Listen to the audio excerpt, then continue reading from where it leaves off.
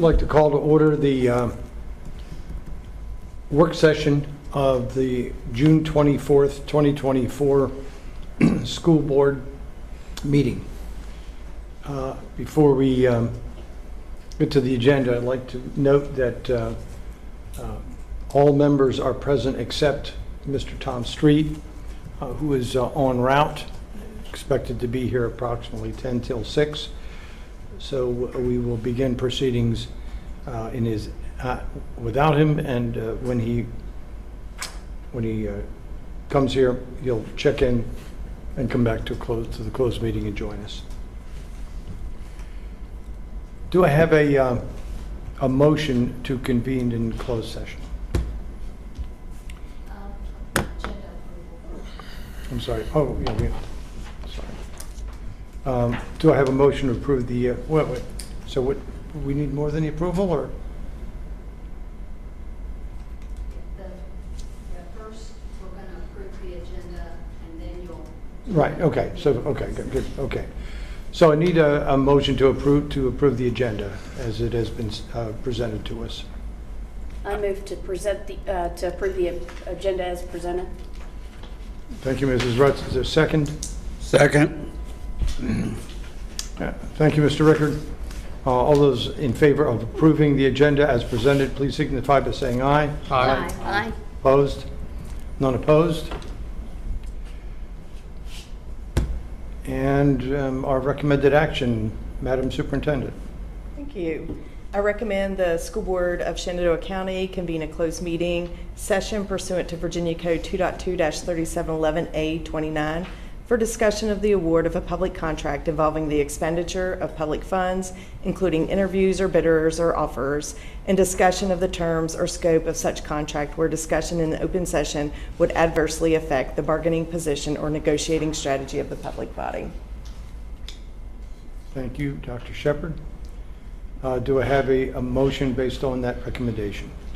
I move that the Shenandoah County School Board enter a closed meeting pursuant to Virginia Code 2.2-3711A29 for discussion of the award of a public contract involving the expenditure of public funds, including interviews of bidders or offerers, and discussion of the terms or scope of such contract where discussion and an open session would adversely affect the bargaining position or negotiating strategy of the public body. Thank you, Mr. Gutschall, for that motion. Is there a second? I second. Thank you, Mrs. Rutz. Motion has been moved and seconded. All in favor of the motion, please signify by saying aye. Aye. Opposed? Let the record indicate there were none. And so with that, we will convene in closed session.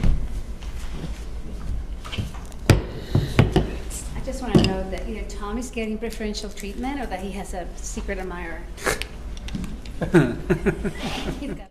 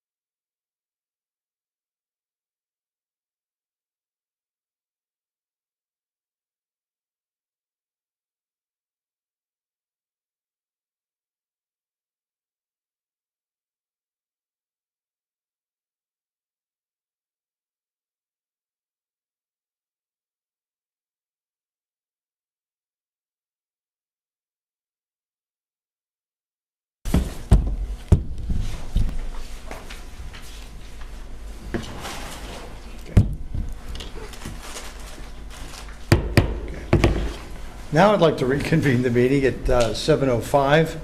I'd like to note that Tom Street arrived for closed session at 6:13 PM and has been with us until his arrival just now in open session again. So I would like a motion to reconvene in open session.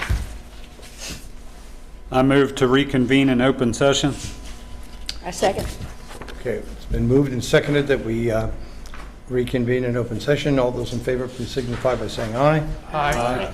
Any opposed? Without any no votes?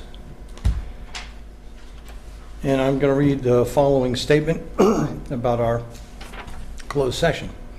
The Shenandoah County School Board hereby certifies by roll call vote that to the best of each member's knowledge, only public business matters lawfully exempted from open meeting requirements by Virginia law were discussed in the closed meeting to which this certification resolution applies, and only such public business matters as were identified in the motion convening the closed meeting were heard, discussed, or considered by the Shenandoah County School Board.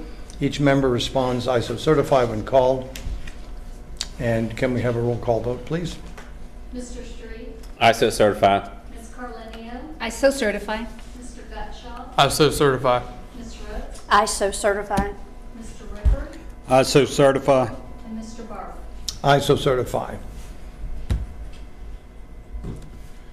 We are going to move to the strategic planning work session.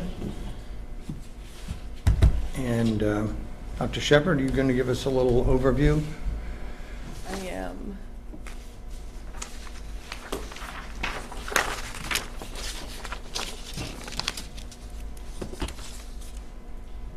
So this evening, we're going to be talking about our strategic plan and just a review of the 2023-2024 school year. Just know that many of the numbers that you're going to see this evening are preliminary. We will not have our final figures until September of this year. So as I go through, I'll try to remember to say that over and over again.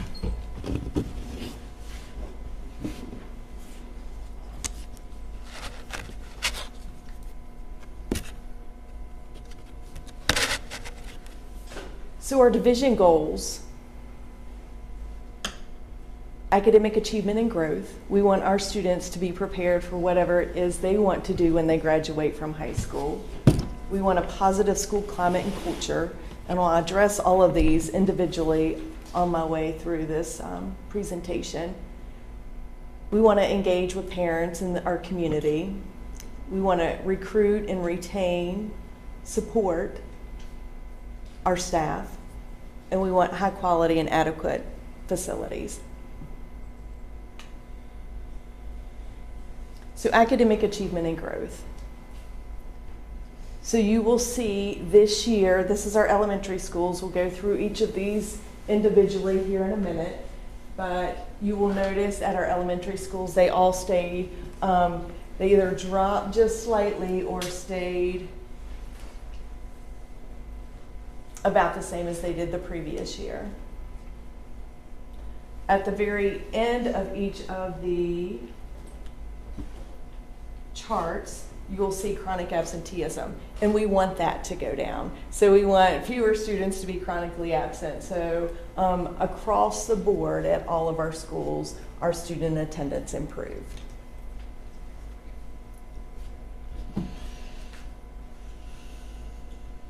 So you'll notice that Honey Run Elementary School or Ashby Lee Elementary School, you will see that you'll see it to the left is the 2023-2024 accreditation, and then you'll see where they're at this year, 2022 to 23 to 2023 to 2024.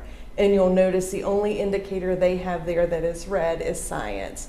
Know that they did not test science for the previous years because the 5th grade was at North Fork Middle School. So this is their first year with the science SOL. And you'll notice the yellow there in achievement gap in English. And that is their economically disadvantaged students and their students with disabilities and their Hispanic students.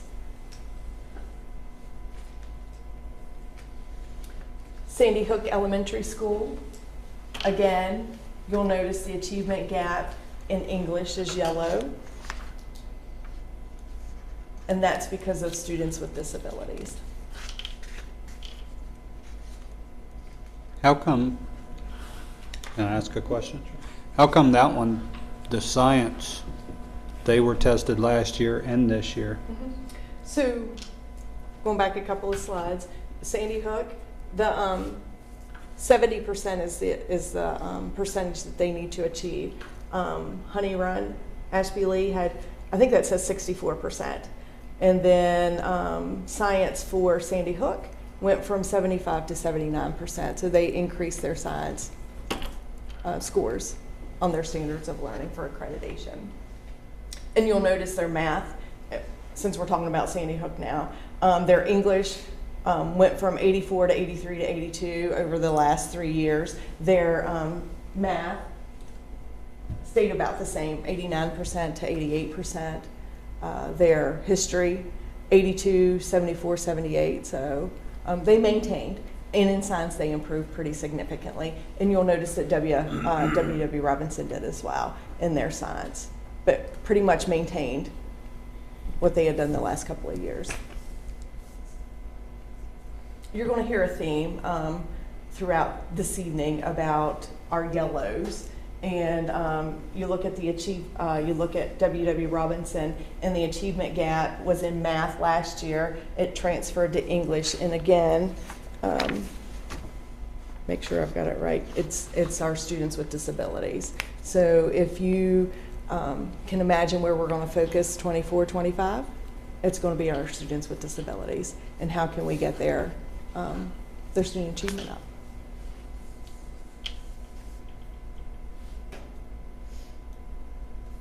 So here's our middle schools. You'll notice that North Fork Middle School maintained over the last couple of years. Peter Muhlenberg, I think you're going to be shocked at what you see here shortly. And then Signal Knob Middle School improved on every single one of their core areas.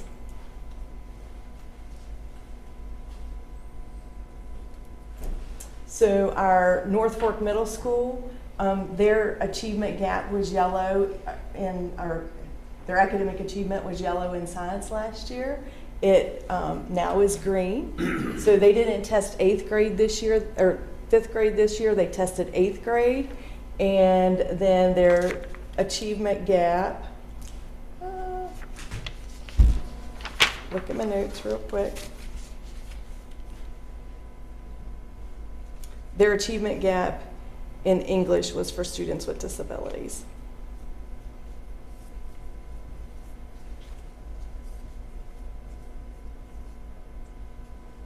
Peter Muhlenberg Middle School. Wow. They made great gains this year. Great gains. So academic achievement in science, that improved this year. It's still not quite where it needs to be, but we need to celebrate. So they went from 48% to 63%. We need to celebrate their success. Agreed. Way to go.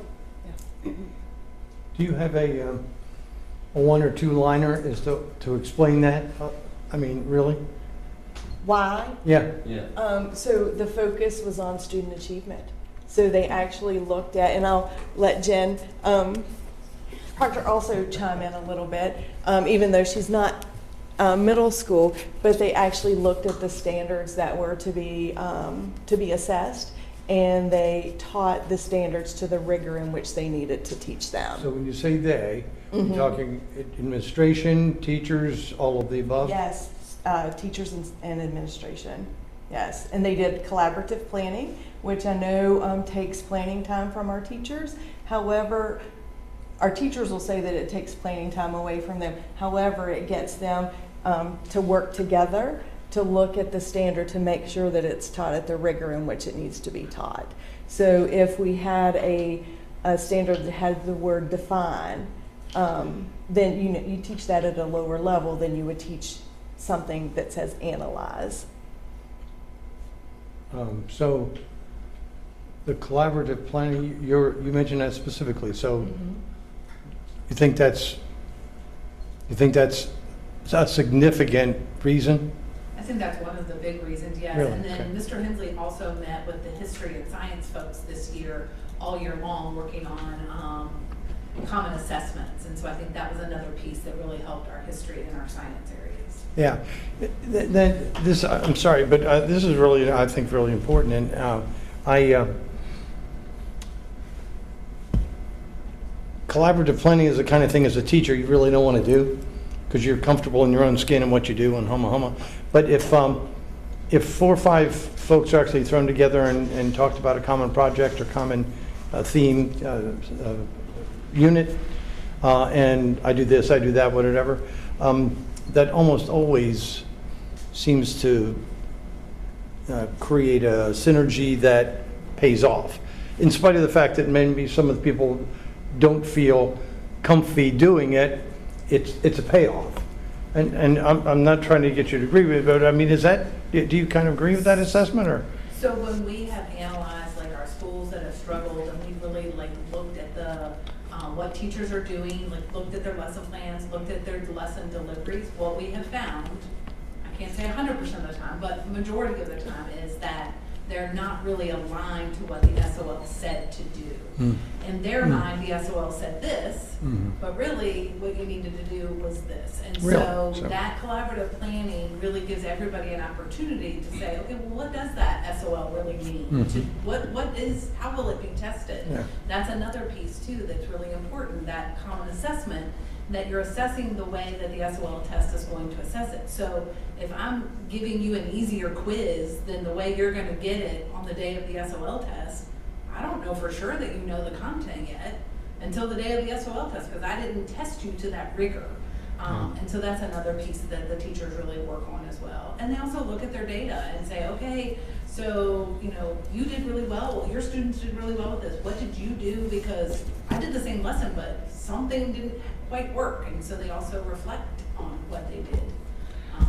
Good, thank you. And I'm sorry, I'll finish up and then I'll turn it over to you. So there must be, I'm a believer that when something like this happens, there's a vision that's imparted down. And so is that the kind of thing that we can export to other parts of our, other parts of the division, or is this a one-off? So absolutely. So what are Maggie and Allison doing this week and last week with English and math? So we have all new standards coming for English and math in the upcoming school year. So Maggie and Allison have been meeting with groups of teachers to look at already creating common assessments for those teachers, looking at the new SOLs, what does our pacing guide look like? So they're really starting to dig in and already getting comfortable with that content. And not all teachers can come, so we pull in as many folks as we can get, and then they go back then when they do have collaborative planning and say, oh, well, this summer when we met with Maggie, we talked about this document that really helps explain this, and they kind of go through that. And we try to do it about a quarter ahead. So like right now, they're looking at the beginning of the school year, and then we'll get together again and they'll look at quarter 2. And so we're about a quarter ahead each time we get together. So I had a question. So these things that you have been doing, like the collaborative planning and all that, when did you implement this? How quickly did we see these results? So collaborative planning, so when I was a principal at Robinson, we started collaborative planning back then, been a few years. But that's really Like what this helped one. pull us out of school improvement at WW Robinson was collaborative planning. So our middle schools hadn't really been in school improvement or anything yet, and so it wasn't really as hard, but I would say this past school year, and it was started the year before, but nothing gets off the ground running perfect, and so this past year they really got better at it. The teachers were understood the purpose behind it a little better, so they got on board more so. So this is pretty much a success from 1 year, basically. It A little started bit. last year. Yeah. And then it was Implemented. more fully Right. implemented Okay. this year. We still have some work to do. Sure. There's No, but doubt. this is great. Yes, Yeah. Yes. So there's another celebration on the next slide. This is Signal Knott Middle School, and you will notice that they had a couple of yellows last year, and they are all green this year. So we are excited about that. And I mentioned that earlier, every single one of their core areas went up. And part of, would it be fair to say there were some changes in administration in both of these buildings that may have had something to do with the improvement? And I would say, particularly for Signal Knott Middle School, school climate. Culture and climate, yeah. Okay. You guys feel free to disagree with me if you want to. I mean, you're involved, I mean, there's more involvement, hands-on, and, I was just looking at the SOLs. I know with math, math has always been this big thing because, we always seem to have the biggest complaints with students not being able to math. And I know the SOLs change things, like now we're allowed to use our calculators.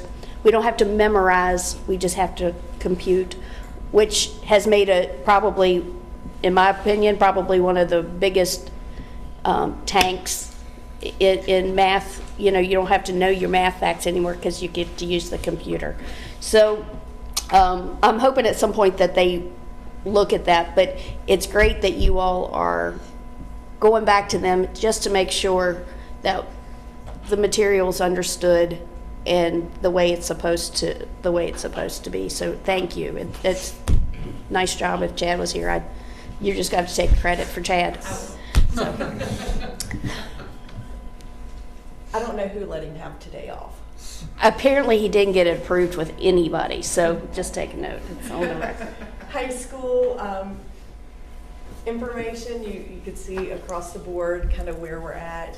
I want to point out, in particular, science at Central High School. It went from 57% to 72%.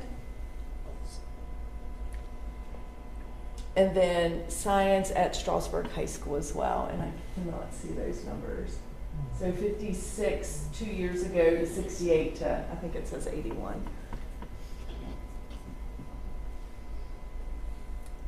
Another celebration, Central High School, all green.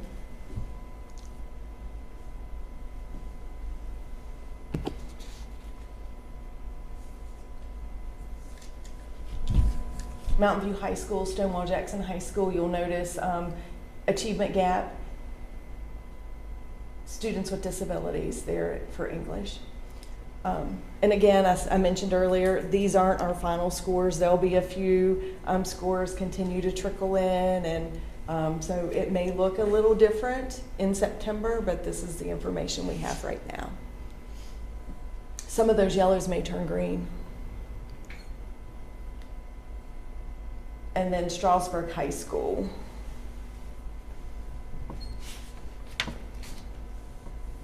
Economically disadvantaged and students with disabilities for our English gap groups. You'll remember that Strasburg High School was red, accredited with conditions last year for chronic absenteeism.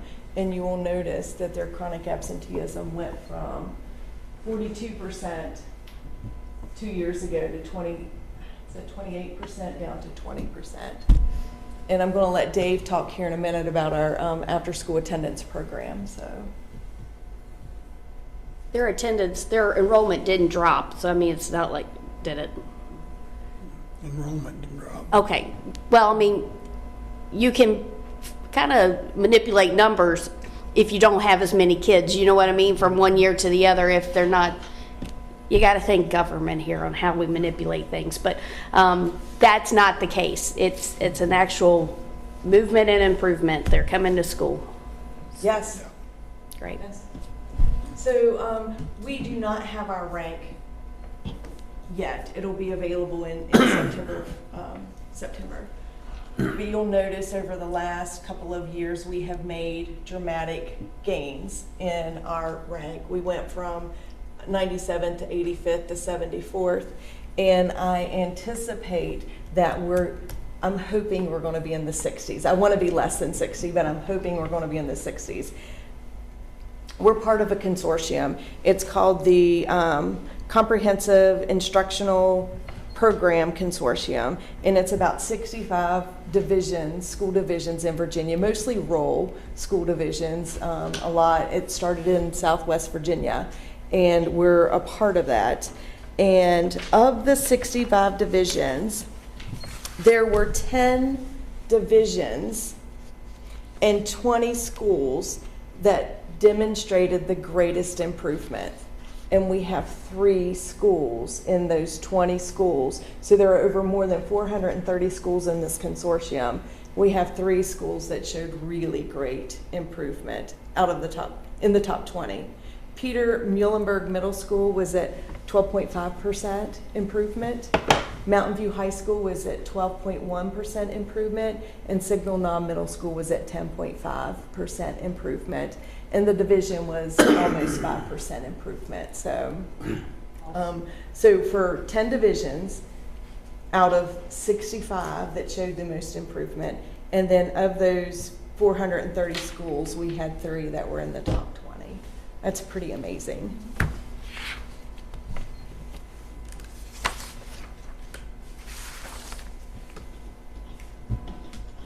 Any questions about the academic piece of it, because we're getting ready to move to graduation information. All right, so our diplomas, over the last 3 years, you'll notice that we've stayed pretty much steady on standard diploma, advanced diploma, and then applied studies diploma. Applied studies diploma are diplomas for students with disabilities. We've dropped a little bit there from 4% to 2%. And then here's just another look at the amount of scholarships that our students receive. Do you have a breakdown by school? We do. I don't have it here, but yes, we do. And it shows the number of students who are going to a 2 or 4 year school. That we have 7 students who are entering the military, 51 students who are going on to technical or other training. And then about 38% of our students are going on to employment after they graduate high school.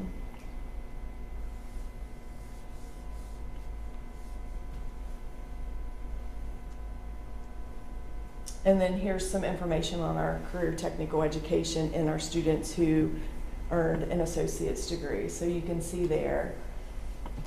So the 4,621 students enrolled in 109 CTE classes, that's duplicated students. So I may have been enrolled in 2 classes, and Dave may have been enrolled in 3 classes, so that would count 5, but it was only two students. And there's the number of students that have participated in some type of work-based learning experience.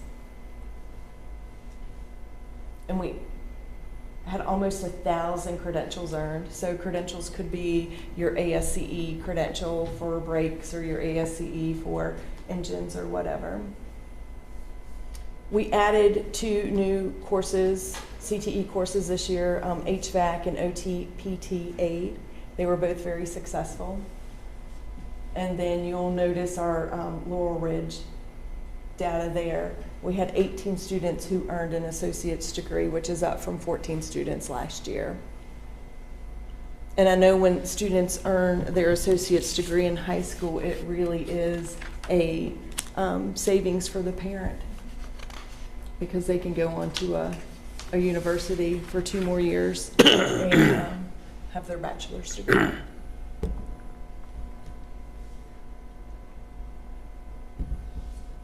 So positive climate and culture.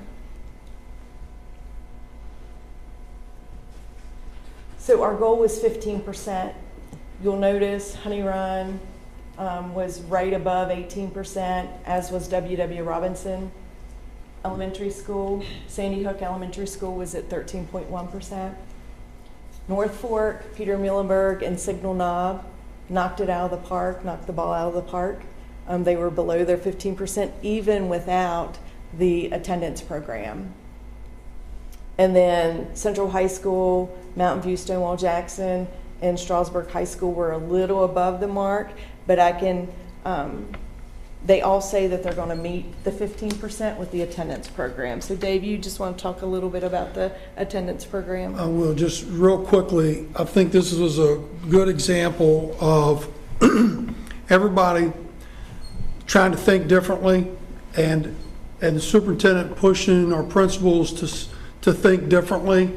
We've done incentive programs for kids to come to school for eons, and it was making some difference, but it still wasn't getting where we really wanted. And so the whole first semester, there was conversation around what are we doing differently? What are we doing differently? We've been doing, the incentive programs and giving them stickers and this kind of stuff. What are we doing?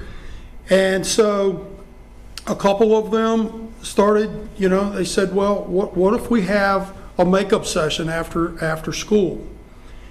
And in my opinion, this was a great example of saying, okay, here are the parameters that you have to meet. Now you all go do it. Because principals aren't any different than teachers. They like having autonomy. Tell me what I need to do, and then let me figure out a way to go and do it. And that's most adults, like that and appreciate that. And principals are no different. And so we didn't prescribe, this is what you have to do at your school. They set it up how it met the needs of their students. We just said you have to have an after-school program where kids can stay and make up time. The state subsequently came out with some parameters when that started, which it started second semester. And I'll be honest, I didn't think kids would stay. I didn't think they would get kids to stay. But they combined it with the tutoring services that the governor put some money out for. And so we had, I just couldn't believe it. We had a total of 1,052 students stay after second semester to make up time that they had missed. And some of the principals said, I had kids coming up asking if they could stay for ASAP, after school tutoring, after school attendance program. And they said, but you're not on the chronic absentee list. You haven't missed enough days. You don't need to stay. They said, but I want to stay for the tutoring. So we realized, yeah, kids will stay. If it's good, it's quality, the teachers there helping them, they know they're getting help, they will stay. So we were blown out of the water with that number of students. I never dreamed in a million years that many kids would stay in the last 90 days of school to make up time. So that helped. And there's a formula that the state uses now that they can use that time to help with the chronic absenteeism rate. And those numbers aren't captured here. These are raw numbers. These are the number of students that we had chronically absent. All of our schools, all of our middle and high schools will be less because of the number of students that they had make up attendance days. So do you think we need to move the high schools to a later start, maybe a 9 or a 10, so they can stay? Maybe 8 o'clock is still too early for, is it because they've missed, they like the extra stuff? Or is it just better working that time of day? It's a one-on-one. This is the one-on-one? Or one teacher and 2 students. Yeah. They just, they like that individual attention. Yeah. So I hesitated to, or I didn't say, I failed to mention this, all of this here is because of our teachers and our school administrators. So they did a fantastic job this year, and we're so appreciative of all the work that they've done. We still have work to do, but we wouldn't be in this spot, in this too, the attendance, We wouldn't be here if they weren't willing to try something different and new.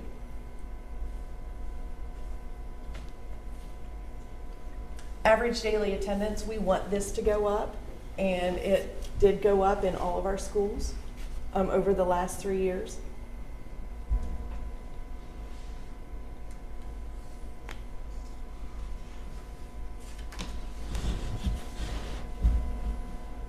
And I mentioned Signal Knob and the positive school climate. Kids come to school when they like school. So this is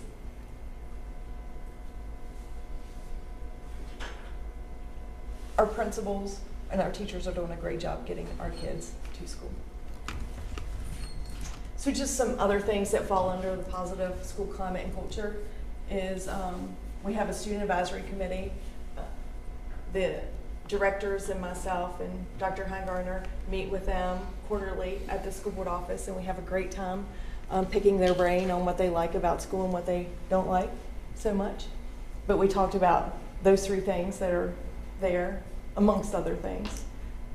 We meet with the Shenandoah County Education Association. We had calendar committee this year, which made some recommendations on our school calendars and created 3 school calendars.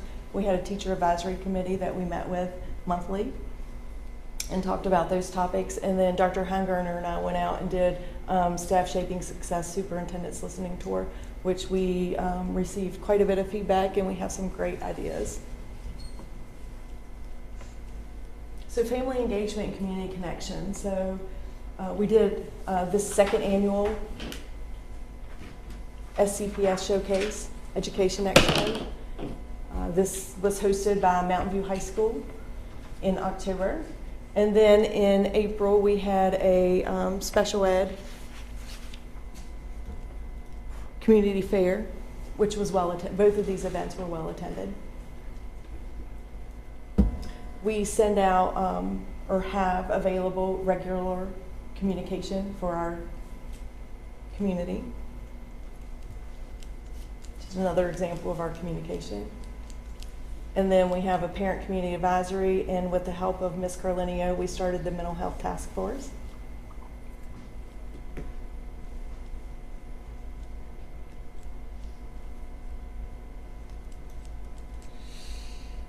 We did, at the expo, we did Parent Academy chats. And then we also have connections with our community. So colleges and universities, Shenandoah University, James Madison, George Mason, Bridgewater, community partnerships, endowments and trusts. We have the Helen Moore Trust. We have the Starnes Trust. So quite a few. The Bowman Shannon Cultural Fund, Lawrence Lucas Foundation.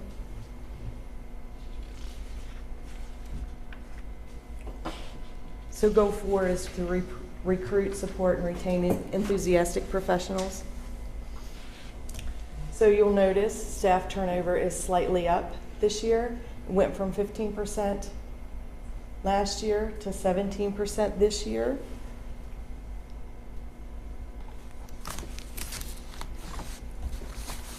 And right now, of the exit surveys, the top 2 reasons for people leaving, the first one is health reasons or to care for others, and the second one is retirement.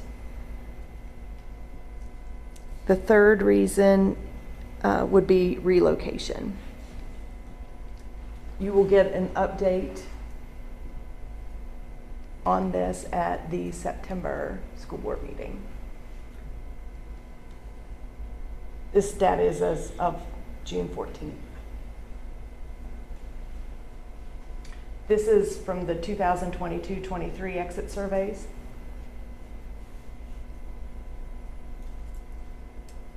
Last year, the reason people left was retirement, which we saw again, family, personal considerations, which we're seeing again, and then school and division climate, which school and division climate is a close fourth. And then you look for the positives under the exit surveys. Students are #1 priority for Shenandoah County Public Schools. We want all of our students to succeed. The division and the schools feel like family. We have good professional development opportunities that are relevant for our teachers. There's support from the school board office. And then we recognize our staff's accomplishments. And then here are our current vacancies.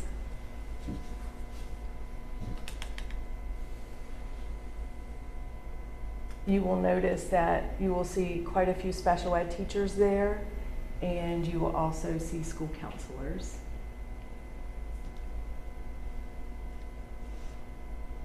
Amongst others. Counselors and psychologists? No, Yeah, okay, separate. okay. We don't have any vacancies at Stonewall? No. Not at this time. Surprising.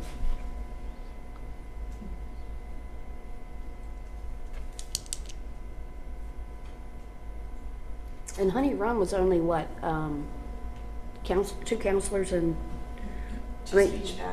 Yeah, so no teachers.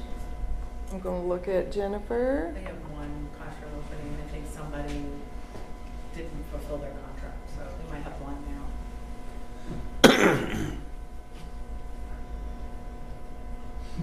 And then, so one of the things that we've talked about over the last couple of years is health insurance premiums. And here's a comparison from this last year to this coming year.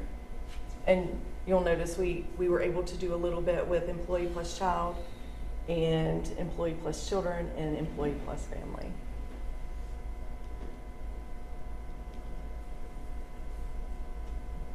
And then high quality learning environments, you saw this at during budget time. I'll just scroll through those rather quickly.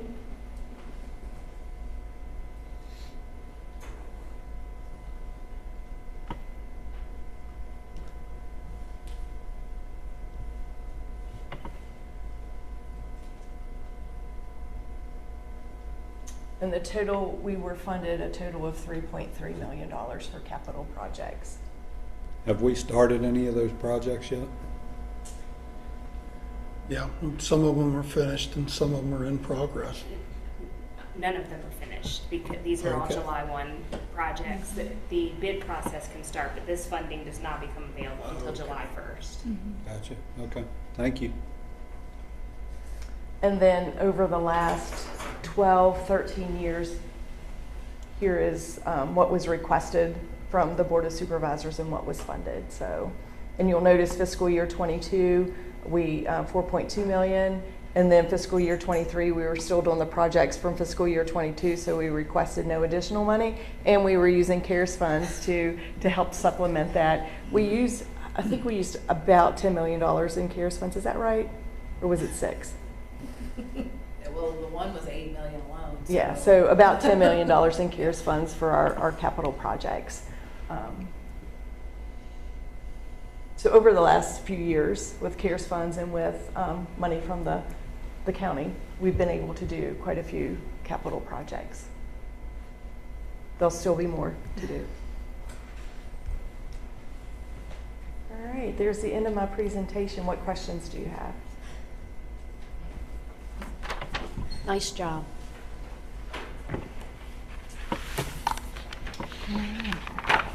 Thank you, Cynthia. Thank you. Appreciate that. And congratulations on the year. It's exciting.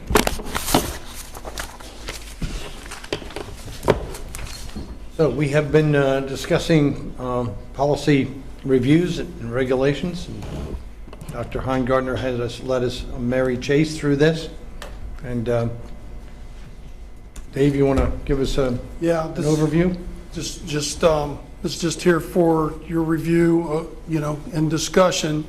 As a reminder that what you see in red has been revised by the policy committee.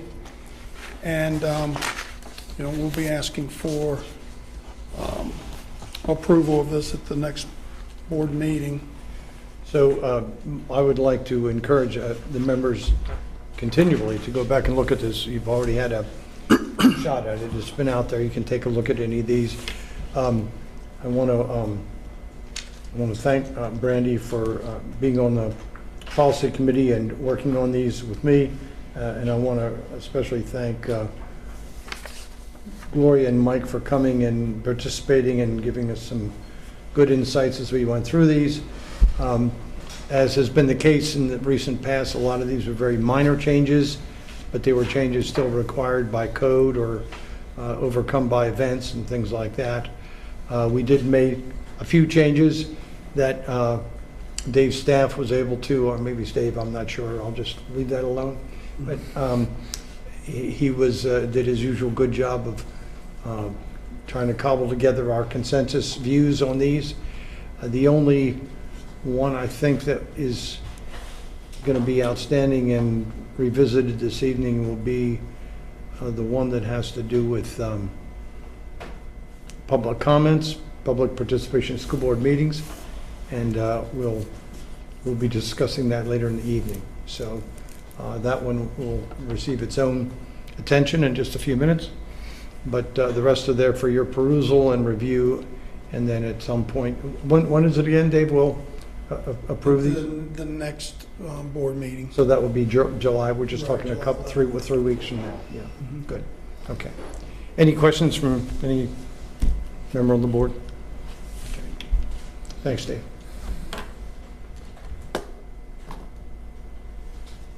And the next item is the 3 calendars from the calendar committee. There again for your review and any questions you might have. If you remember, Robin and Kyle gave you a little presentation about those. And those would be also, we'd ask for approval of those in your July 11th I meeting. guess I would ask, since they worked on it and it wasn't like down here as much, do you all have any thoughts? Do you see any issues from your perspective that maybe we wouldn't pick up on that should be addressed? Well, we had central office staff were on the team, Okay. and we certainly discussed it as a leadership team. Okay, And no, we, okay. you know, if we would have had any hiccups, we'd have gone back and said, let's talk about this some more. But Okay.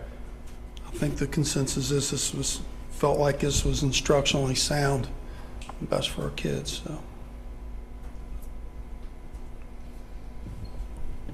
So are there, I mean, this is a work session. Does anybody have any concerns with what they've seen in these drafts? Prefer one over another, or see some hair on this dog, or anything you want to articulate at the moment about these?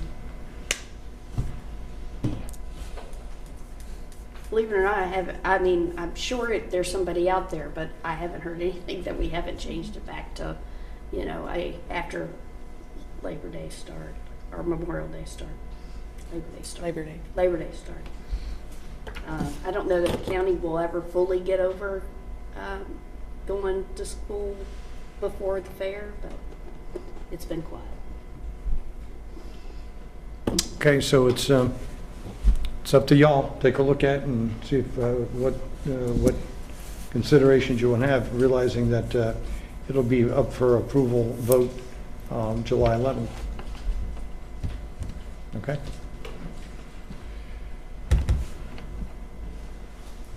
So 3.4 has to do with public participation of school board at school board meetings.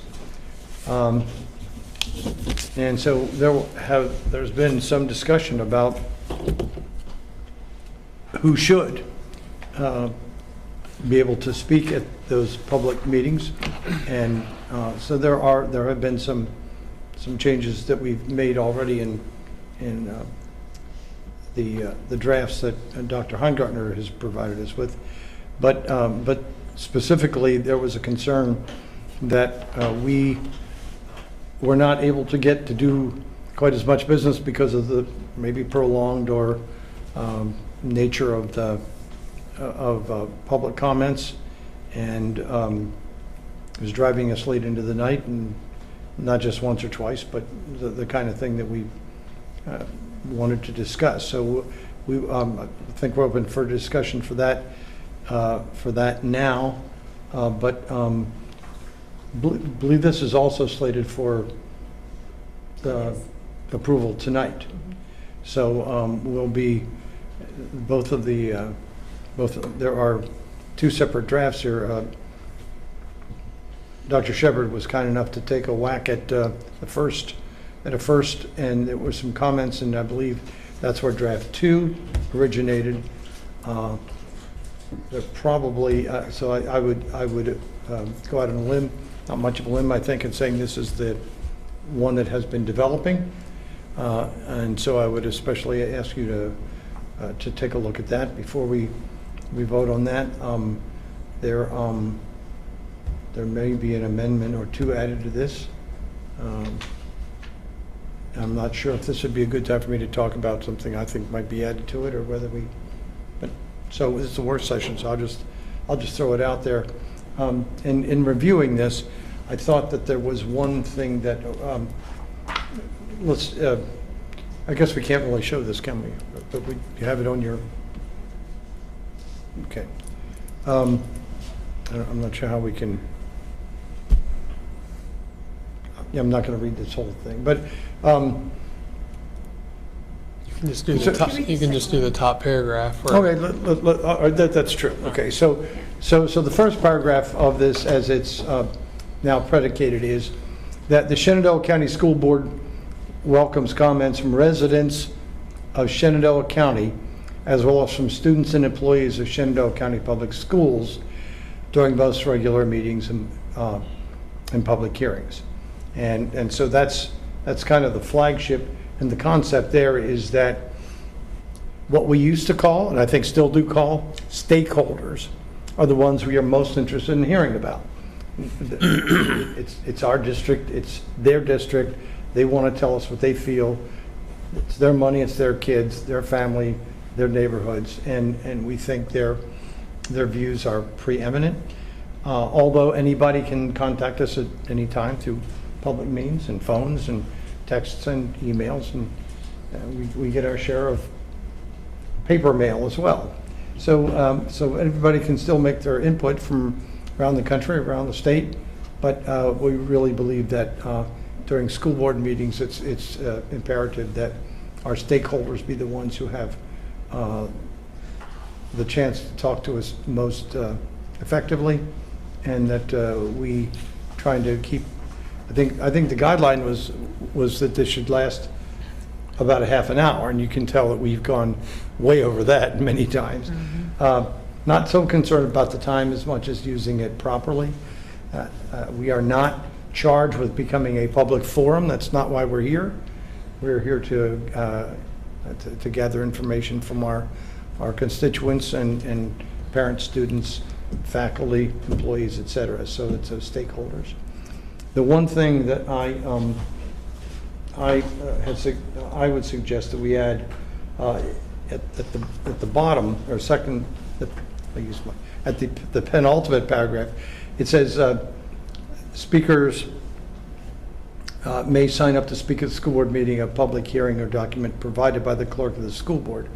And I suggest that we insert there, the school board clerk will ascertain that speakers indicate their role as stakeholders and valid addresses, just so we have a mechanism by which people are required to put down their accurate address and the role: parent, student, teacher, taxpayer, resident, whatever. And we have that as a public record. And I believe that even, Cheryl, I think that even buttresses what you do when you know you have to have that information anyway for record. So I think it helps keep everything on the up and up. So I'll probably offer that addition as an amendment when we go through. Does anybody have any other comments on this? Yeah, I do. First, I guess I need to just predicate this with, because there seems to be some confusion on the public hearing part of our meetings anyway. I reached out to the FOIA Council, and just so everybody's on record, they got back to me and said, in general, the in-person open public meetings are not required to have a public meeting, period, under FOIA.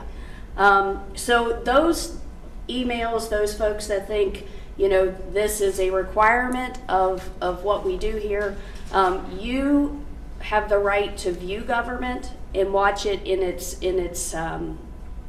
processes.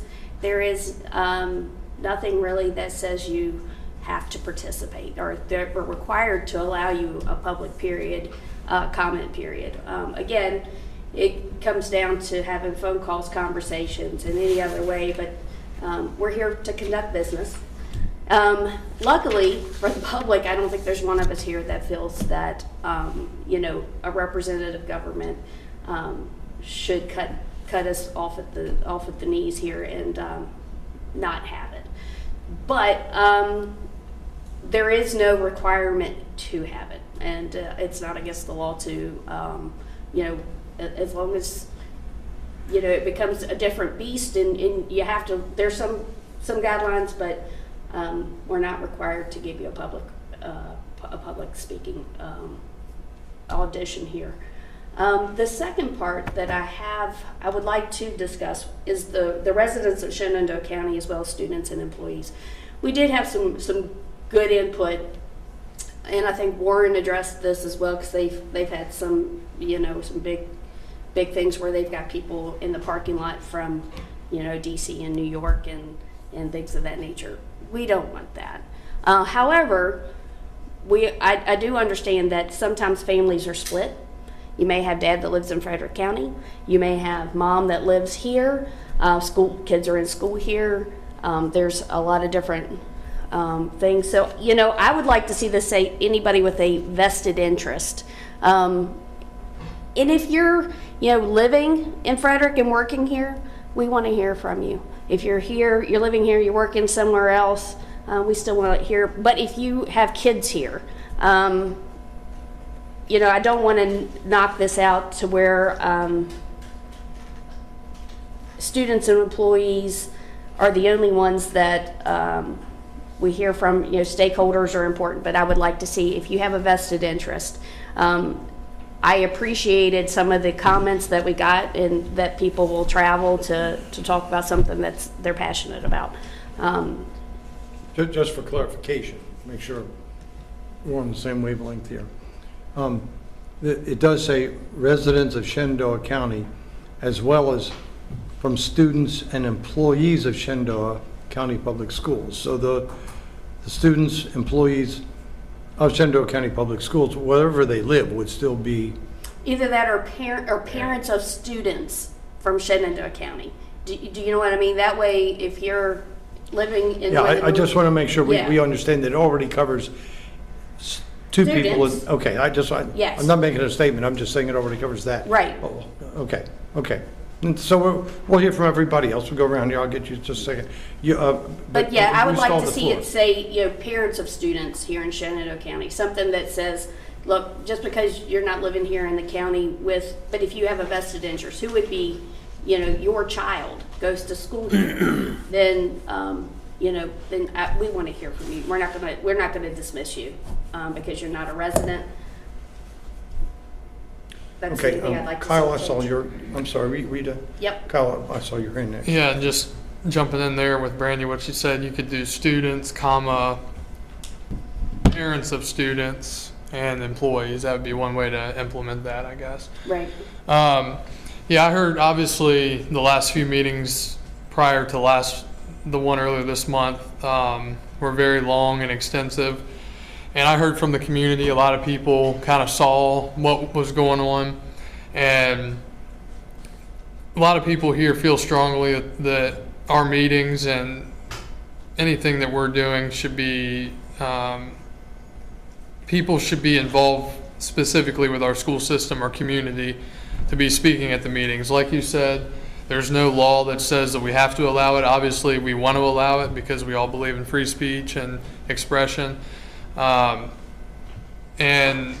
so that's one thing. I think I was the one that originally sent the email out that said that we should look into this.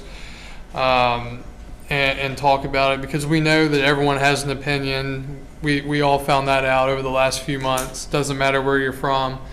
And there are other ways to contact us outside of here. And it's definitely become evident that sometimes these long public hearings interfere with what we're trying to do, the business that we're trying to do. I mean, we come here once or twice a month. So for us to allow 4, 5, 6 hours of public comment when some of those people aren't from here, I don't think that's that beneficial for all of us to be doing that and to be allowing it. So that's kind of where I stand on it.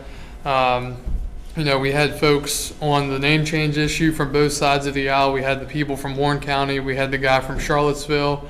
That's all fine and dandy. But I do think that people that are directly tied to the school system in some way or the county should be the ones speaking.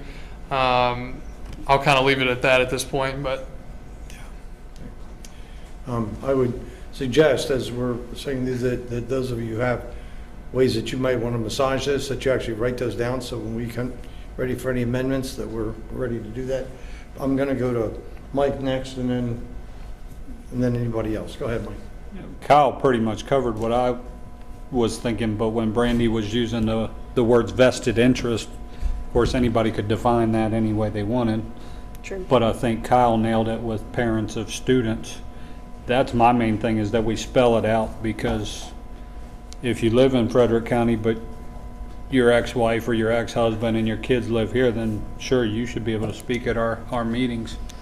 So I concur with what both of them said. We need to put it in there as parents of students. And I have no other issue with the rest of the way the wording is. We want to hear from the students, the employees, anybody with a vested interest, but we need to define that. I think otherwise it's good. Thank you.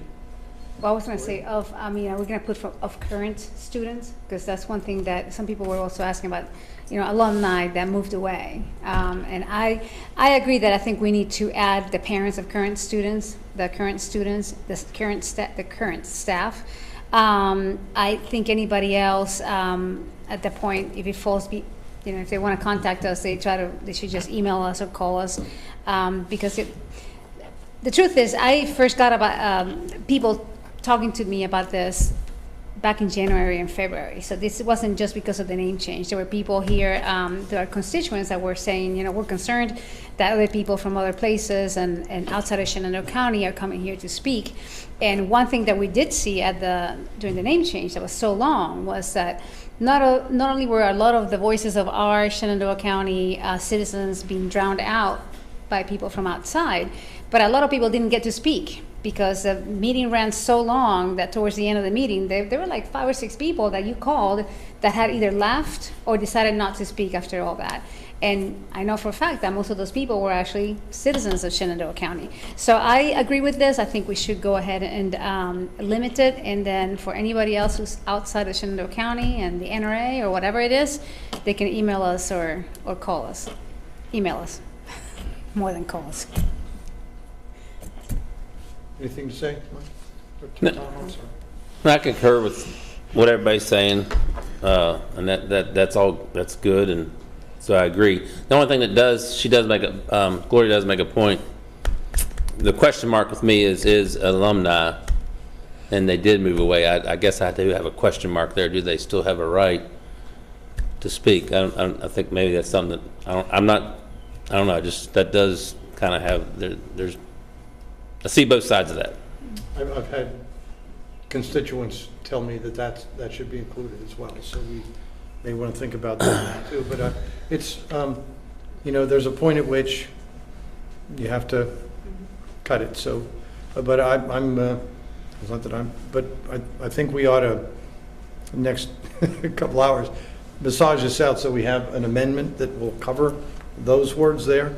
And as I said, I'm going to tend to add that portion at the end about making sure these are captured on the sheet. I like Gloria's use of the word current.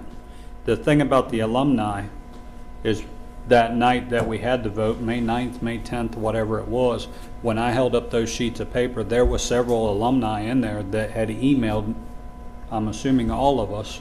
I still have all those emails in the list that I made that showed class of 77, class of 2001. So, I mean, like we've all agreed, there's plenty of other ways to contact us to be prudent, to get as much business done as we can. This helps to limit to the current stakeholders the business of the county. Sure, I care what the alumni think,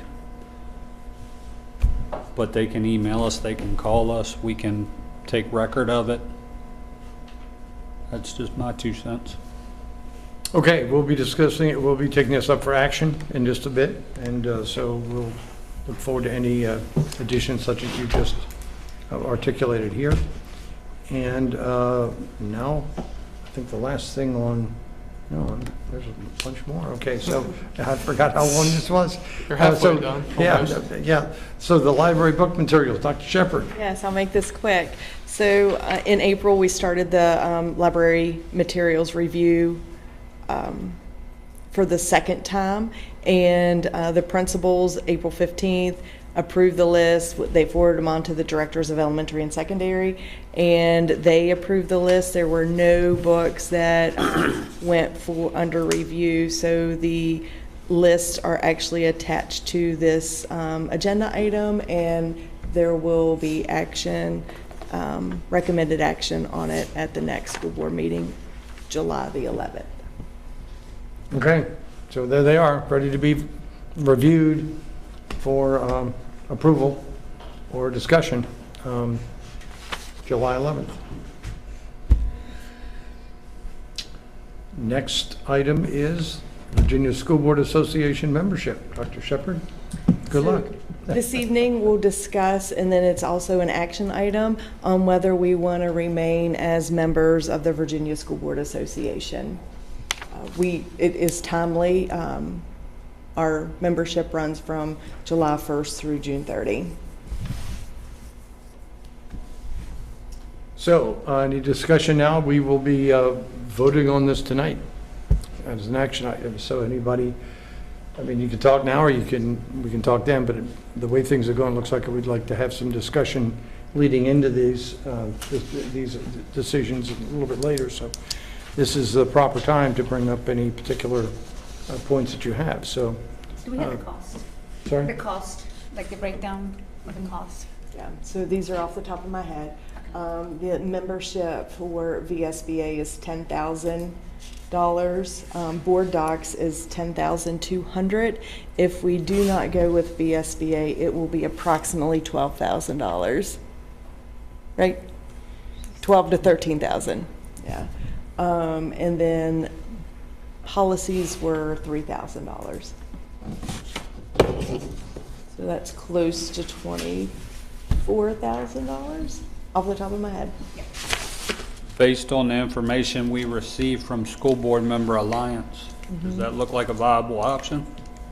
So I reviewed the 2 policies that they had crafted, and they would meet our needs. And that one is how much? $2,900 for the policy services. $250 per member. Mm-hmm. I guess Dennis, Brandy, and I would know a little bit more because we've been on the board longer and we've gone to a couple more of the conferences than some of the others.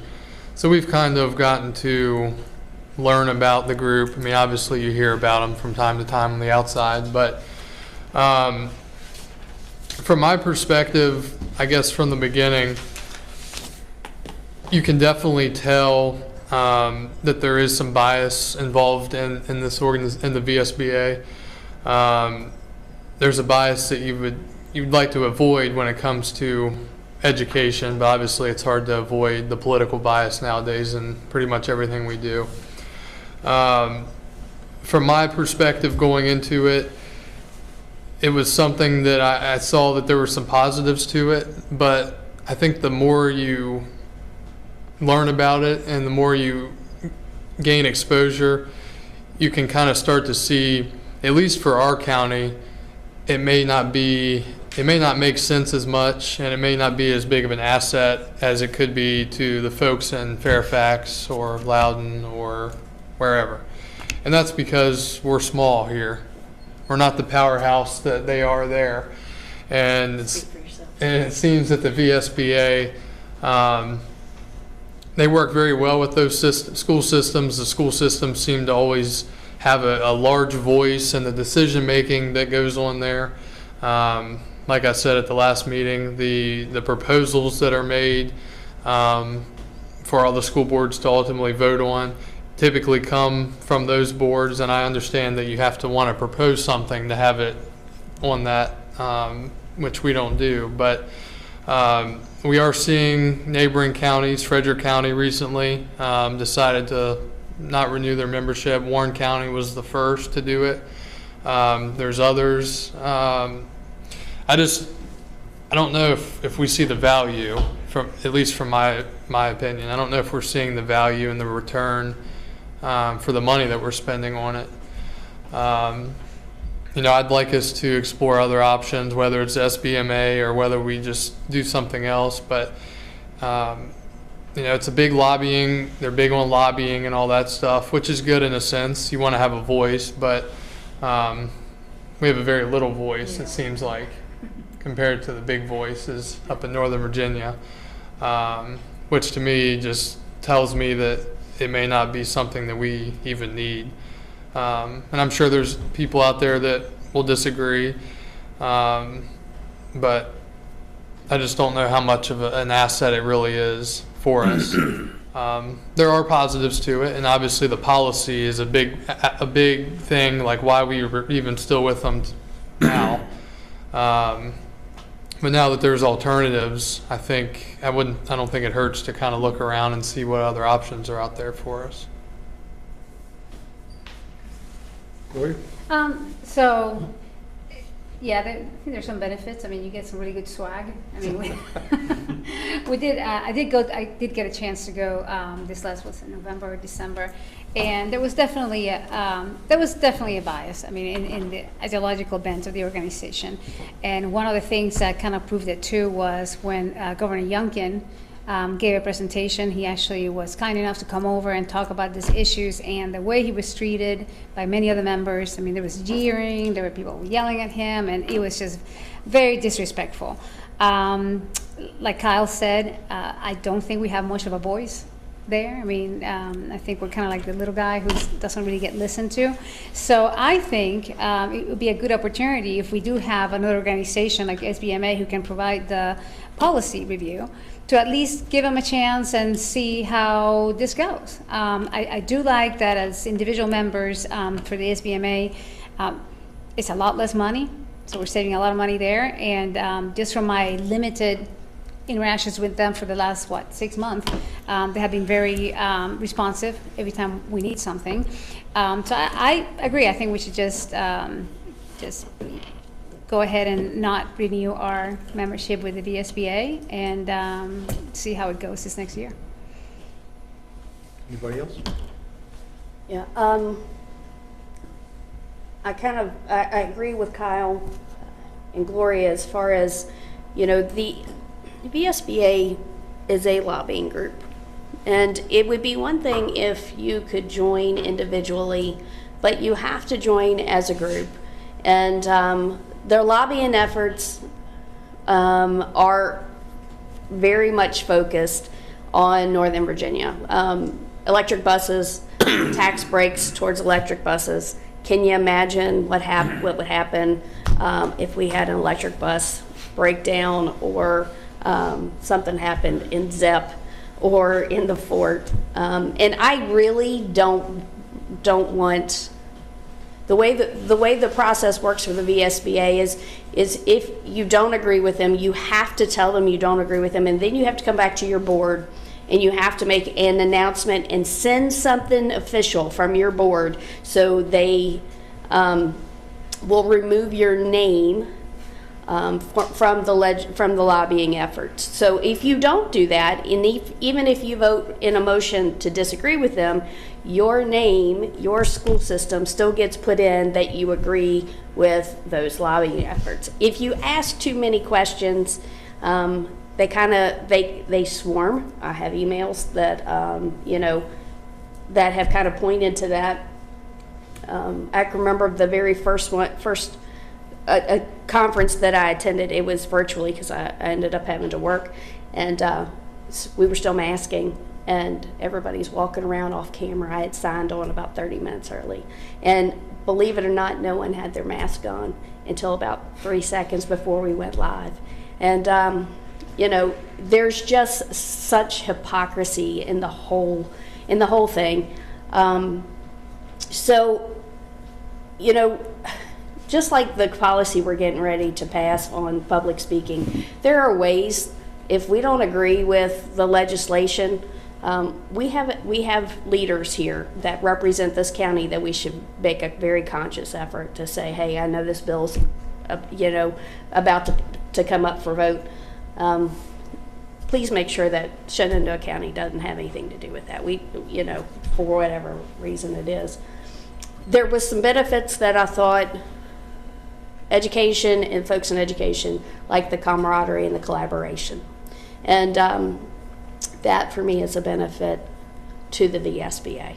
I know that you all can go down there and meet board members and superintendents, and you're hearing about what's going on here and here and what's, so, if they could change some things and try to swerve themselves a different way, they've worked real hard to get in 132, and they were in every school district when I started. I don't want to get to the point though that we sign on for a similar thing on the same by the same token on the far right side of things either. So I just want to kind of watch that. There have been some wonderful trainings I've been to for school board members. I've taken a budget class through George Washington, I think it was George Washington University, or Georgetown maybe it was. Noah Webster Foundation puts on some wonderful conferences and things of that nature. And we're just going to have to find different ways to make sure we get the training we have. I don't want to leave our superintendent to just find collaboration somewhere else. And I think Virginia Association of Superintendents is very similar organization to the VSBA. So I want to keep out and make sure that we do that correctly. I think that we could probably get with some neighboring counties who have left the VSBA and talk about policy, building and what's right. I know we've had several conversations over the last 2 years about our corrections and our updates to our policy, and some of them are just this to that, may and shall. So, I want to get the most bang for our buck. But maybe it is time to leave them and maybe send a message that if they want to remain a benefit to Virginia education, they need to change some things. I have a short statement. I've been a member of the VSBA since I was elected in 2022 and have participated in 3 statewide conventions, its legislative support process, and have used its policy review process to help assess current policies in Shenandoah County. I have 5 areas of concerns with VSBA. The sessions in the conventions, both plenary and side sessions, are skewed far to the left, often with side comments from presenters about how to skirt plans of the VDOE and our own governor. Governor Youngkin was indeed heckled from the floor by the VSBA members when he addressed their plenary session last year. The legislative positions of the VSBA are developed by its executive board without input from us. I mean school boards across the state, and are then presented as a block to each school board, which must act on these positions in a package, and furthermore must give reasons for not supporting them if a board wishes to challenge one. I find that totally unacceptable. These positions almost always agree with the state's largest school systems rather than ours. The policy review process has been helpful, and this is my greatest concern, that we not leave Dr. Heingartner and his staff having to do this work themselves because VSBA. So it's incumbent on the school board, if it does this, to find a way that we can bring to him and his staff the policy blizzards that are up for review, and in a workable fashion so that he doesn't have increased workload with his staff. So this is my concern. The policy review process, however, that we've done has been overwhelmingly concerned with grammatical mistakes and trivial word changes, very little of substance. And the VSBA itself concerns itself only with school boards corporately, not individually. And so unless we are one of those big systems that wants to stand up, we generally don't get heard. And we heard the cost of the services of VSBA. So I think going forward, we can do better. We can develop a system policy review that will utilize even more robust mechanisms to allow us to consider policy sufficiency, but we're going to have to come up with that. And we can't duck that responsibility. We need to take it on. But we can skip the expensive statewide conference because they have delivered irrelevant, mediocre, and partisan presentations. They're not just partisan, they're just not good. Waste of time sometimes, most times. We can develop our own independent list of legislative concerns. We can work with other, by the way, the last 2 years we have, if you remember, we've actually rejected the batch because we disagree with one or two, and we had to pull them out and do them separately, so we were forced to get rid of the whole block, and we did. And that's not a great way to do business either. So I believe we can develop our own independent list of legislative concerns, work with other organizations and divisions, because there is Warren, there is Rockingham, there's Orange, there's Bedford, probably missing one, but there's 4 or 5.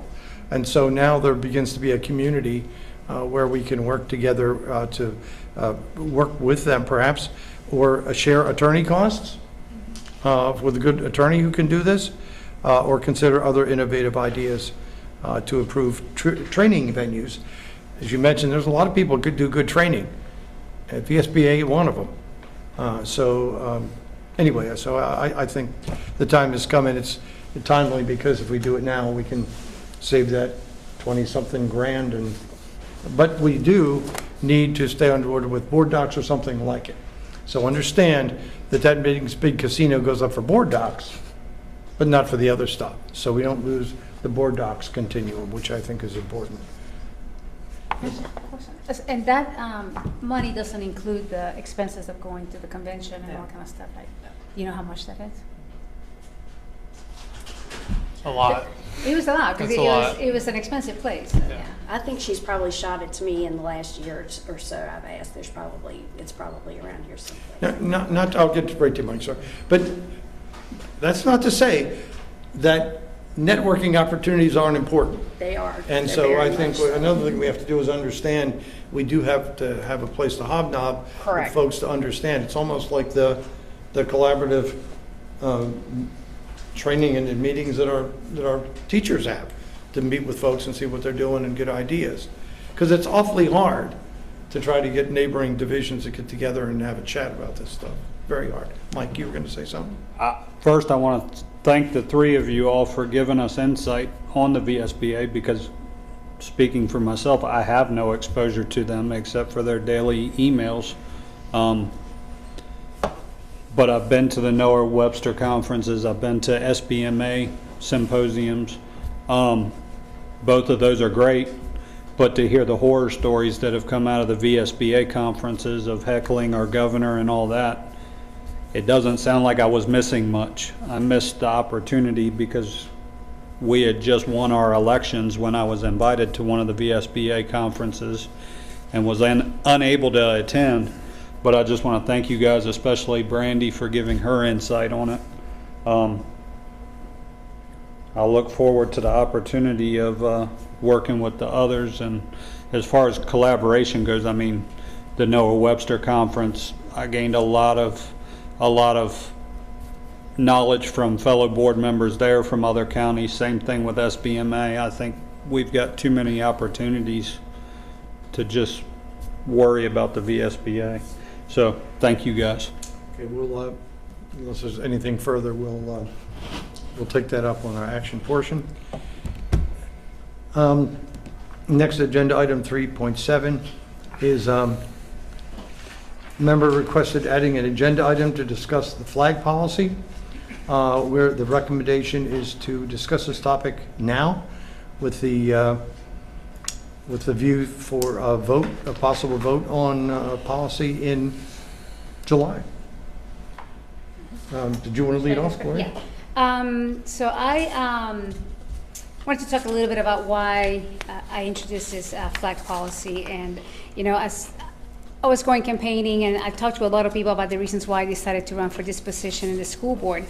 And I'm not going to go into all the details, but I can tell you that we've had situation when our son was a senior at Central High School, where we had a U.S. government teacher that was spending, you know, like 3 weeks just talking about gun control under the guise of Second Amendment. And for us, the matter of the way it was being done, in our opinion, it was indoctrination of a political ideology. And yet that wasn't even the first time that we had an issue. We also encountered at Central, when we first registered him as a freshman 5 years ago, some classrooms that were decorated with some things that we thought were inappropriate. And you know, some of the LGBTQ paraphernalia and flags. And one of the things that made me think about this was, well, if you're a child, especially if you're like a Christian child, how are you going to feel in a classroom where you have a teacher that is giving out some political leaning or ideology? And it could be for either right. I mean, either left, either right. I'm just saying in a classroom, this is not what we should be doing. So I thought that maybe we needed to address this by having a flag policy that goes to the decorations and all the displays that we have in the classrooms.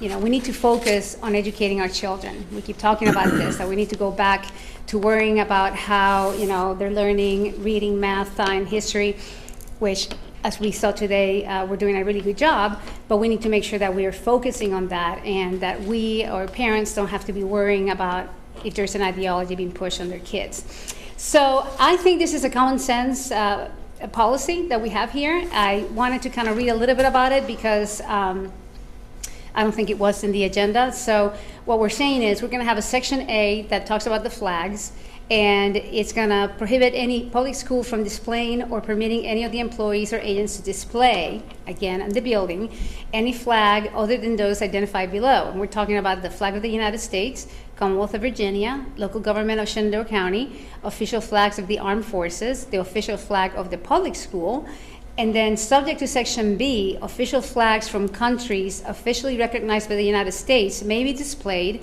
on a temporary basis in connection with an authorized event, like a cultural night or something.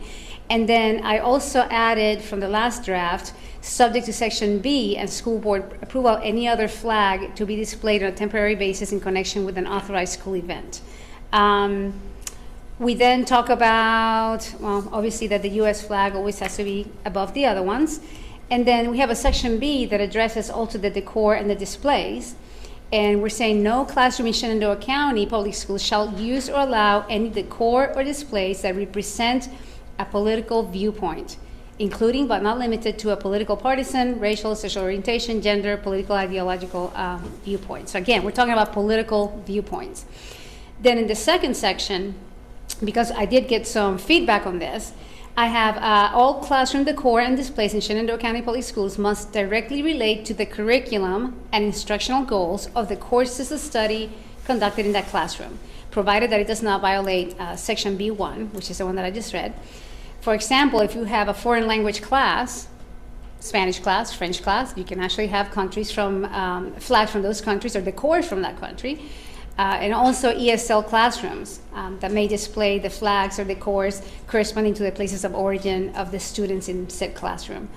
And then we have, in the end, we're finishing it by saying sections A and B of this policy do not limit the ability of a private individual to express private speech or viewpoints or exercise rights protected by the First Amendment of the United States Constitution in a manner that does not violate the sections above or other SCPs as policies or regulation.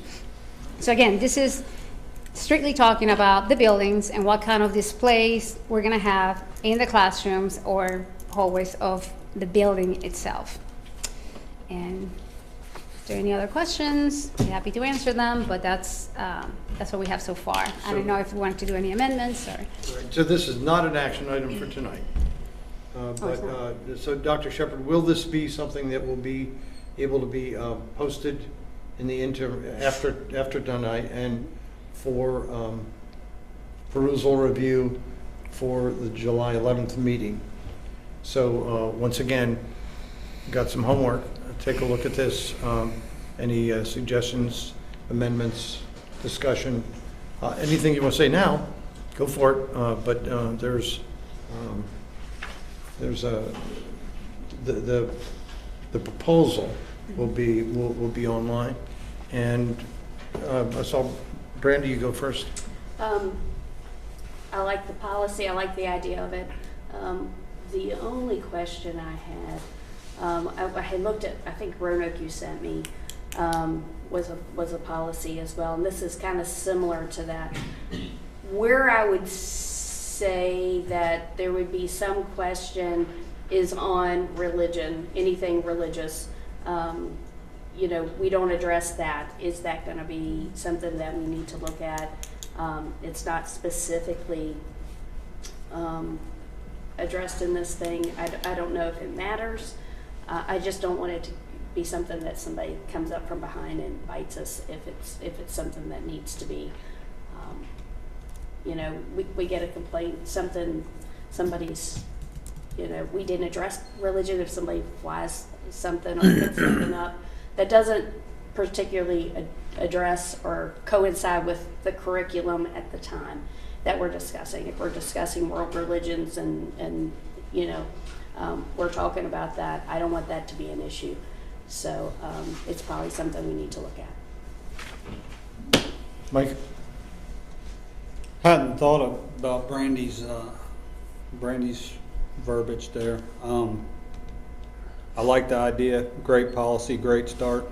I can speak from experience. My son 3 years ago at the middle school, him and several of his teammates had a certain civics teacher, and they were so frustrated by not his teaching. He was a great teacher, but they would come home and be like, we don't know who he voted for. And I would look at these guys and I'd be like, what difference does it make? What's he teaching?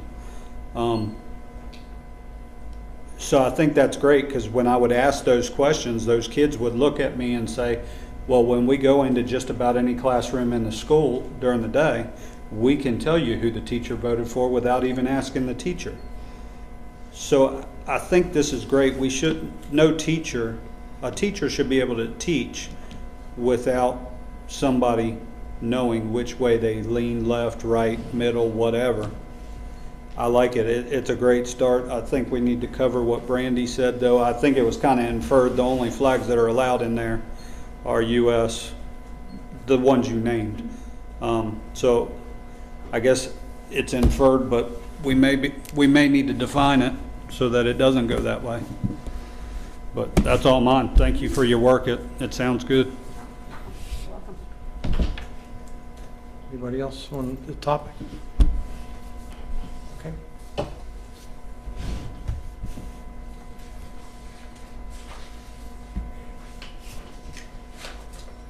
At the June 13th school board meeting, a school board member requested more information on paraprofessionals and their ability to work as substitute custodians. I remember that. Are you gonna enlighten us? Yes. Dr. Shepherd, thank you. Okay. So parapros are able to work 5 hours. They work a 35-hour contract currently, so they can work 5 hours and be compensated at their normal hourly rate. Anything over 40 hours, Fair Labor Standards Act says that we will pay them time and a half.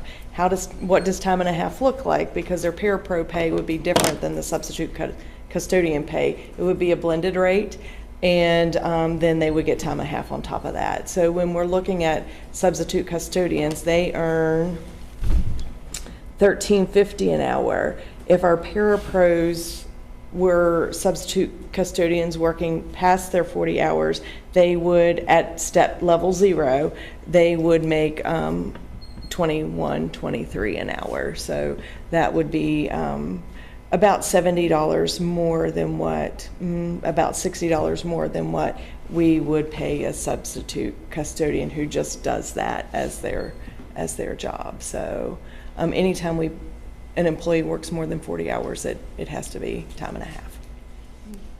Yeah, I think we had there's a similar situation with bus drivers and long-term subs and that kind of a deal that we've never come down to really addressing. And it's another situation where there's a need. And when you have somebody, we can have teachers, which we have driven buses to cover. And, it runs over the 40 hours, but we can't seem to go backwards and take long-term subs. We take or bus drivers into the classrooms that want a long-term sub because the rate's different, or they end up over their 40 hours.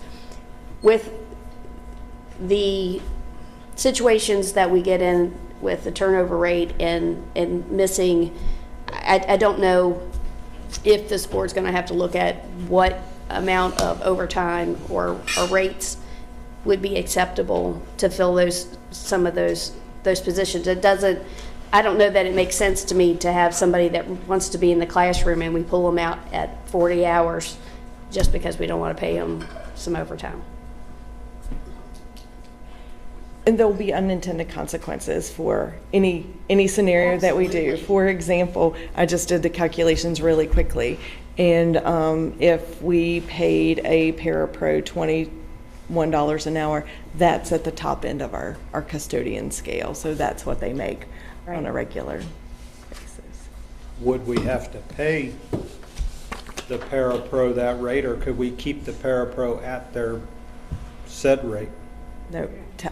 You have to pay them custodian rate. No, you have to pay. It's called a blended rate. So we pay, it's parapro and substitute custodian combined and averaged. And then, but then you have to pay them time and a half because of Fair Labor Standards Act. If they go over the 40. But they only have 5 hours to get to 40. And I talked to Ms. Hodges about it, and she said that we do allow paras to work 5 hours at their para rate as a substitute custodian. They're just not going to get much done in 5 hours That's half of a shift. Sure, and that's only a week per week, 5 hours per week. That's correct. So you're talking about the concern of the blended rate approaching the rate of somebody in the custodial position. That's an unintended consequence, yes. Right, but Yeah. I mean, the custodians may still appreciate the help knowing that we're shorthanded. But it would be a custodian at the top of the scale.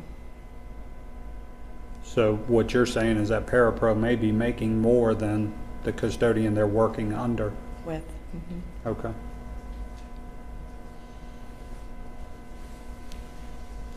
Got your information? Okay. Believe so.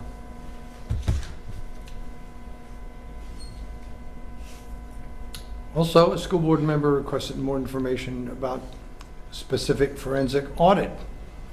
Angie, do you want to speak to that first, or do you want to have a discussion from the board? How would you like to proceed? Well, I will give you some information and then I'll let you guys talk. That's Okay. all right. That works for me. Ms. Bretz. Yep. All right, so just some background for some of you all.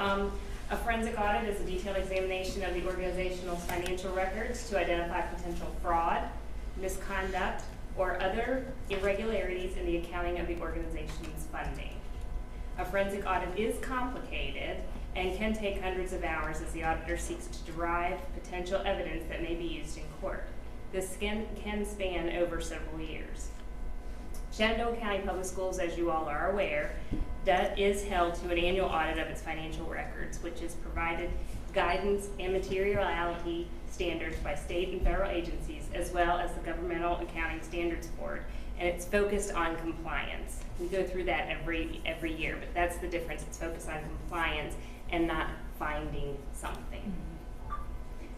So what makes the forensic audit difficult is there are no guidelines, and the auditors are going down avenues given only directives by staff. So given directives by you all as a board, and they're going down these directives that may or may not continuously open more avenues to follow. And then they aim to reconstruct the past for a specific purpose, whatever that purpose may be. So Robinson Farmer Cox does do forensic audits, and the cost depends on the time and complexity. So if you're looking at the examination of one specific line item, it would be about $5,000 per fiscal year. If you're looking at a forensic audit of the entire $75+ million budget for fiscal year 2019-2020 and 2020-2021, you'd be looking at 6 figures due to the complexity, time commitment, and the extent of such a request. Given that, we would be looking at a request for proposal. Now it's your discussion. Yeah, I appreciate that you explained the difference. In our neighboring county, really close to us, there was extensive fraud that happened, and it's made national news. And they passed their audit. I think Browns Edwards Certified Public Accountants, who will probably call me after I say this, did their yearly audits. They passed them every year. And until something came up, no one knew that there was such, we're talking millions and millions of dollars of fraud being happening. So, it kind of tickles me when we say, well, we passed our audit. It's only best practices. This does this offset this is where this is supposed to be. Nobody's looking at whether it's, the way it was supposed to be done, or if it looks anything hinky or anything of that nature. The reason I ask about it is with the current climate, and especially with all the emails that we've gotten about the current name change, everybody's screaming transparency right now. Everybody wants to know where those donations are coming, how money's being spent. Ironically, there wasn't a whole lot of that back in 2020. So when I looked at specifically two things, one was the $133,000 that we pulled from the SPED. And I've gotten, like I said, there's I think 11 amendments. And I should say this right now. Angie, I have the utmost confidence in what you do and how you do your job for us. And it goes for the administrative team. Like I said, I told you once that if I thought you got a proposal from Elon Musk today and whipped off to some island in the Caribbean to live, I can probably find out what you did and how you did it. If I wait 2 weeks, if I wait 4 months, where this went, why this went, and somebody would be able to tell me. What's ironic is I can't do that with the paperwork that I have on the $133,000. This is SPED money. These are our most, and we've talked a lot about SPED and the outcomes. And there's never enough money for SPED. There's never. They're our most delicate kids. They're our most special kids. To think that we had a savings of some sort that when school was already hadn't been open for 4 months, wasn't going to open for another 4 months, that we decided to use. And I can't figure out whether it was supposed to be used or whether it isn't, and this money went this place. Is a little baffling to me. The other was the donations from the name change. Shenandoah Forward, there were donations coming in. I I've asked for a search of Shenandoah Ford, I've asked, and there's nothing. Now, we don't have a policy, there's not a, well, that's a lie. There's no state requirement to publish donations. There is a Shenandoah County Public School policy to report our donations. And of course, there's some guidelines to that. What I want to make sure is that we do this properly going forward. Not that, I expect anything to be, that we're going to litigate or whatever of that nature. I don't know that that's where we're at. But there's a lot of questions about around that area, how that was done. And if, I reached out to our auditors and they didn't get back to me, so I'm assuming they got back to you. I guess this board would have to decide whether it would be prudent to have them audit that special ed account and those. I mean, I don't necessarily, I wouldn't think that the whole kit and caboodle needs to be done, but we should know what happened. We should know if that money was properly moved, if it was properly used, and like I said, what the parameters. We don't want that to happen again, and we want to make sure that going forward that we do things correctly. I don't want you to think the auditors didn't get back with you, but they happened to be coming. We had an audit last week, preliminary field work. So they were there, and I met with them personally to discuss this, and I indicated that I would be reporting to you. Thank you. Yeah, no one got back to me, and I'm like, really? I have a question. No, Angie, you weren't here 2020, right? So No. you're talking about somebody else. Just to make sure that I understand, when you're saying the $5,000 for a line item, so that would be, if we're just looking at that $133,000, would that be just one It line was item? the specific account code that Ms. Retz was referring to, the special ed code that the transfer occurred in. So there would be all the transactions that occurred in that specific account code. But to look at that one account code, is that what would count for $5,000? Or is that? Yeah, and depending again what parameters you all would set. I mean, he's just guessing right now on basically what we discussed. But again, you guys would set the parameters that they would be looking at. And then it would depend on time and complexity because again, once they start looking at something and they might uncover something and then it might lead down other avenues. So that's when the costs And are that's gonna when go it in. starts elevating, yes. I think it's worth looking at if we're just looking at that one line item. It would be nice to know, because of course it's out there in the atmosphere, these people are, we did nothing wrong, you all keep claiming process and that's why you're changing the names back. Would be nice to know where that money came from. And was it legal what they did? My only question would be, I mean, why do we can never get anything back on this, right? So we just be spending a lot of money just to get information, basically. Unless you ever prosecuted. Can that be, I mean, I don't know. Is that something that would be, do you even know if that would be under the statute of limitations, or is that something that is actionable? I've not talked to legal counsel. Yes, I don't, yeah. Do you know, Brandy?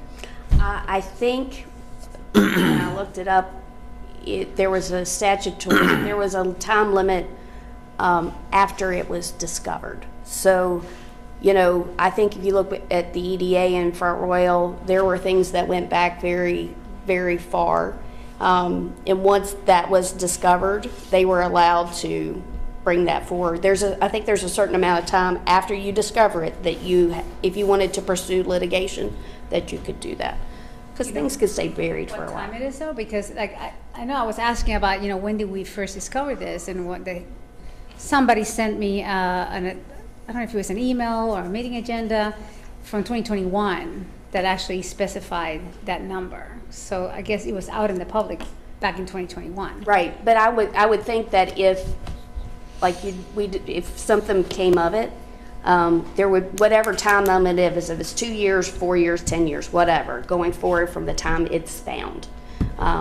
So if they found it in 6 months, we'd go forward from there if we wanted to litigate it.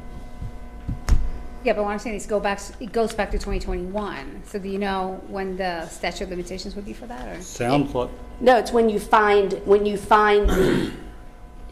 issue. the auditor. The auditor would Oh, you mean the find- auditor? Okay, Yes, when you okay. find the issue, because right now, we suspect something, but we have no idea.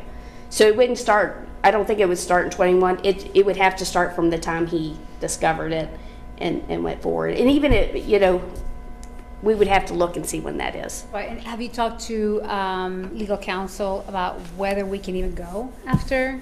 No, I have Anybody? not. No, because if we can't do an audit, it's not even, that would be something else we would have to ask. Okay, so this is what I suspect. If we proceed with an audit, what would we, what are the outcomes here? What are the possible outcomes here? Right, so I think we need to find that out before we even agree to do that. Correct. Correct. I couldn't even get a price on the audit, so I appreciate that she did. So perhaps to be continued. No action item tonight. Correct. That's where I would say we were at, yes. Item 3.10, the request to increase the fiscal year 2025 special budget.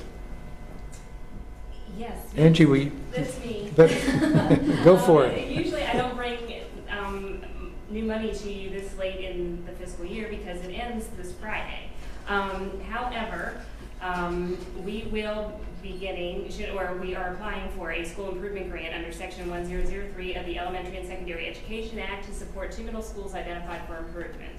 The Office of School Quality School Improvement Grant allocates Title I, Part A set-aside funds to identified schools through this grant program. And these funds are used to provide resources and implement sustainable strategic improvement strategies focused on improving student achievement. The grant is up to $50,000 per school and is due by June 30th. If awarded, it must be encumbered by September 30th of 2024, and the reimbursement must be requested by November 30th of 2024. And because of this quick turnaround, I'm coming to you tonight with the information so that we can put it on your July 11th for approval, because it will increase the FY25 special budget.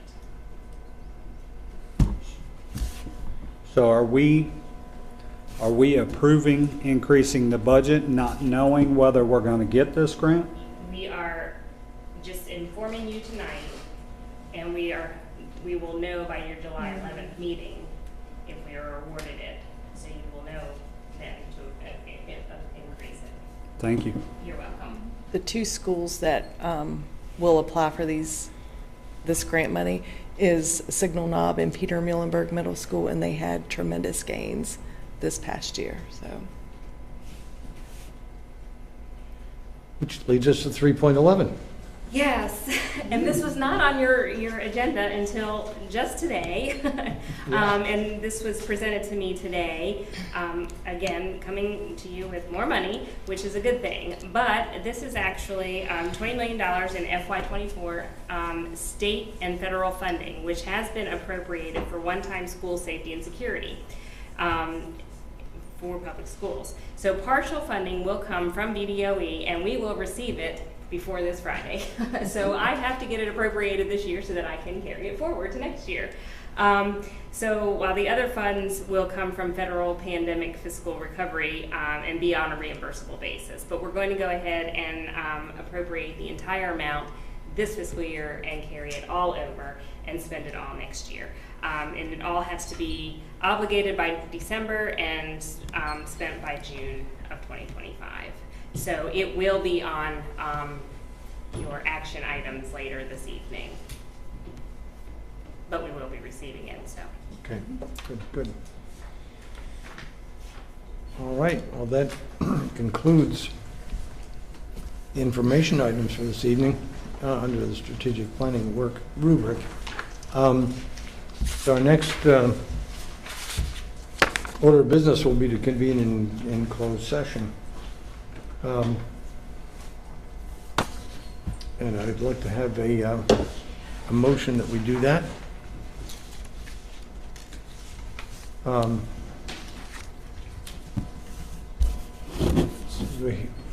Do Do I need to announce that first, or? I'll recommend. Oh, you want to Yes. Good, we need a recommendation. Yes. Thank you. I recommend the School Board of Shenandoah County convene a closed meeting under the Virginia Freedom of Information Act in order to discuss and consider several personnel matters involving the assignment, appointment, promotion, performance, demotion, salary, disciplining, or resignation of several employees of Shenandoah County Public Schools under Virginia Code 2.2-3711A14. Thank you for that recommendation. Do I hear a motion to that effect? I move that the Shenandoah County School Board convene a closed meeting under the Virginia Freedom of Information Act in order to discuss and consider several personnel matters involving the assignment, appointment, promotion, performance, demotion, salary, disciplining, or resignation of several employees of the Shenandoah County Public Schools under Virginia Code 2.2-3711A1. Thank you, Mr. Gutschall. Is there a second? Second. Second from Mr. Street. All those in favor, please say aye. Aye. Any opposed? No. Carries unanimously. We will reconvene in closed session in 3 minutes.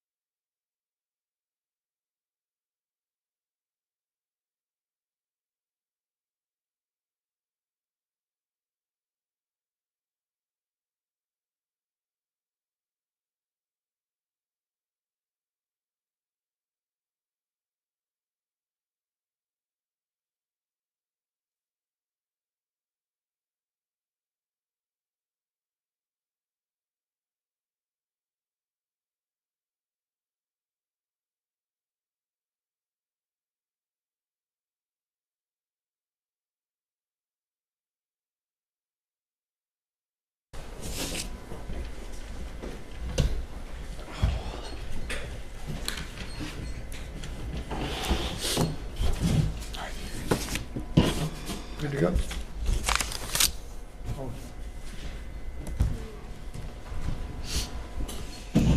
All right, I'd like to reconvene in open session. I'd like to have a motion to do exactly that. Move to reconvene in open session. Thank you, Mr. Gutschall. I'll second. Second by Mr. Rickard. All in favor, please say aye. Aye. Opposed? Unanimous. So we are in open session. The Shenandoah County School Board hereby certifies by roll call vote to the best of each member's knowledge, only public business matters lawfully exempted from open meeting requirements by Virginia law were discussed in the closed meeting to which this certification resolution applies, and only such public business matters as are identified in the motion convening the closed meeting were heard, discussed, or considered by the Shenandoah County School Board. Each member responds, "I so certify" when called. And Cheryl, would you please roll call? Mr. Street? I so certify. Ms. Carlenio? I so certify. Mr. Betschall? I so certify. Ms. Roots? I so certify. Mr. Rickard? I so certify. Mr. Barlow? I so certify. We are now going to the action items for this evening. And the first of those, the personnel actions that we have discussed with the superintendent. Do I have a motion to approve that personnel list as what has been presented? I move to approve the personnel list as presented. A second? Thank you, Mr. Rickard and Mrs. Rutz. All those in favor of accepting the superintendent's recommendations for personnel actions, please signify by saying aye. Aye. Opposed? None?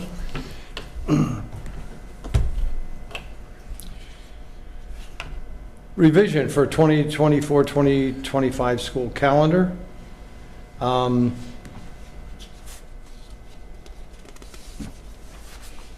we have the calendar has been revised to include the additional teacher workdays. Teacher requests additional teacher workdays are added to the school year calendar. Do I have a motion to approve the 2024-2025 school calendar as has been presented? I move to approve the 2024-2025 school calendar as presented. A second? Thank you, Mr. Rickard and Mrs. Rutz. All those in favor of approving the 2024-2025 school year calendar, please signify by saying aye. Aye. Opposed? None?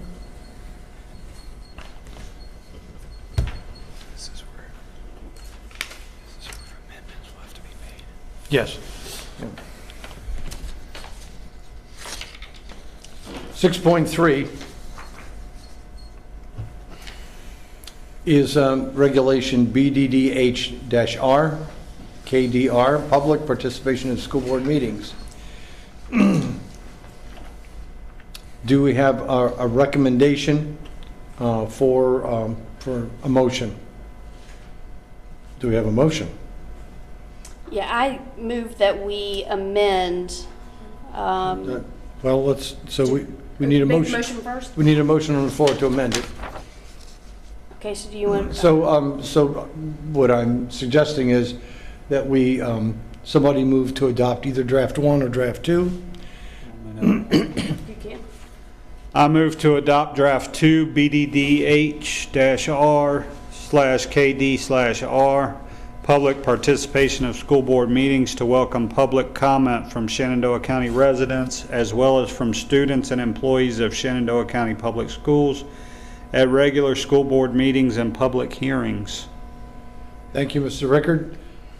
Any second to that? Second. Question. Point of order. In terms of, if we're going to do any kind of amendments, that's going to be done afterwards, or? As soon as we second. Okay, perfect. Yeah. Yep. Mr. Street. He's second. Okay, second. Okay, good. So we have a second by Mr. Street. Just for everyone's edification, draft 2 is the one that I earlier read. That was the second of 2 that was submitted for consideration by Dr. Shepard.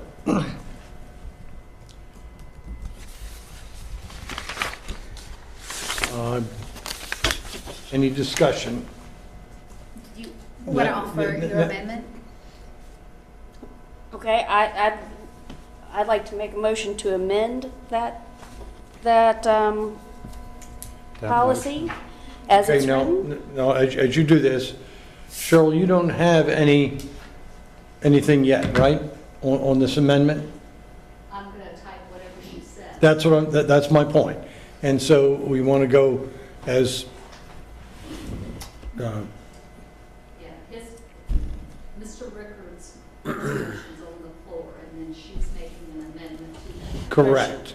Okay. I just want you to take your time so that Cheryl can capture this, that's all. All right. Okay. I move to adopt the following change, Amendment, yeah. or amend the following change to this policy, that it reads, participation of school board meetings to welcome public comment from Shenandoah County residents, as well as from current students and their parents, and employees of Shenandoah County Public Schools at regular school board meetings and public hearings. All right. So let me make sure. Parents or guardians, yes, that's a great, thank you.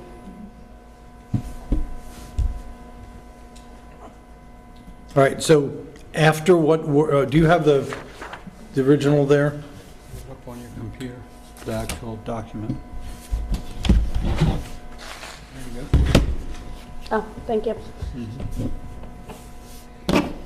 Change it the way you want it.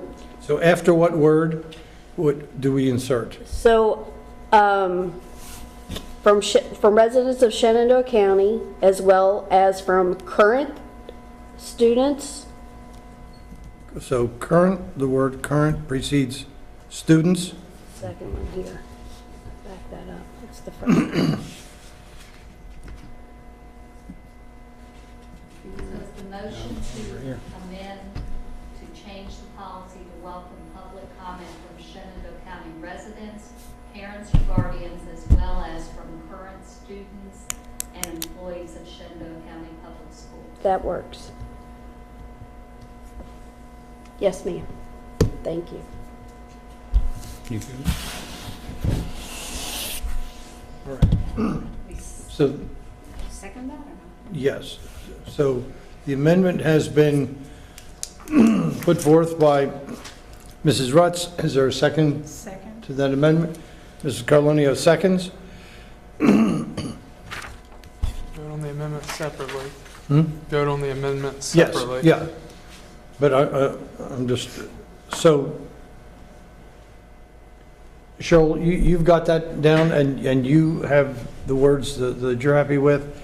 And so, all those in favor of adopting that amendment, please signify by saying aye. Aye. Opposed? None. So that amendment passes unanimously.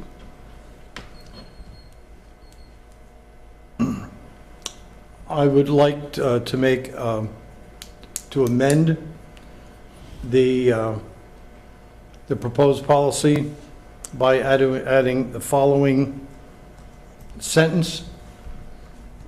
Which paragraph? Yeah, second to the last paragraph. Motion to amend the policy. Do you want to write it out for me, and then I will come get it? Okay, let me speak it, and then I'll just give it to you, because I think even my writing is legible enough for you to read. So after the first sentence, the next sentence would read, "The school board clerk will ascertain that speakers indicate their role as stakeholders and valid address."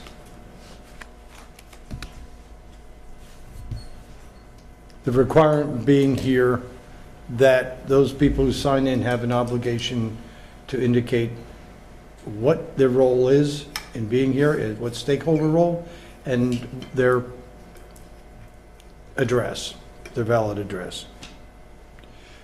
Do you have that, Cheryl, or should I can give it to you? Okay. Oh, we gonna be requiring any kind of ID or any kind of, proof of residence or anything like that? I purposely left that kind of, no, it's open for discussion. I purposely left that out, believing that is the requirement of the superintendent and staff to figure out how to make sure those are indeed are valid. My intent was not so that everybody would have to show an ID card, but just would have to put down a precise address and so forth so that they're filled in. Or we can just say, if there is a question, we reserve the right to require such proof. Yeah, but if you want to put something, but I mean, I don't know, I'm just saying, I can you do it like that? I think this is guidance enough for the, unless If we anybody need to feels. change it further, Okay. we can do it It later. gets At abused. Can you read that? least it's a starting point. Yep. Because, Okay. okay. So so is there a second to that I amendment? second. Mrs. Rutt seconds. Any discussion? Okay, those in favor of adopting that amendment, please signify by saying aye. Aye. Opposed? Okay, give me just one second. That's okay.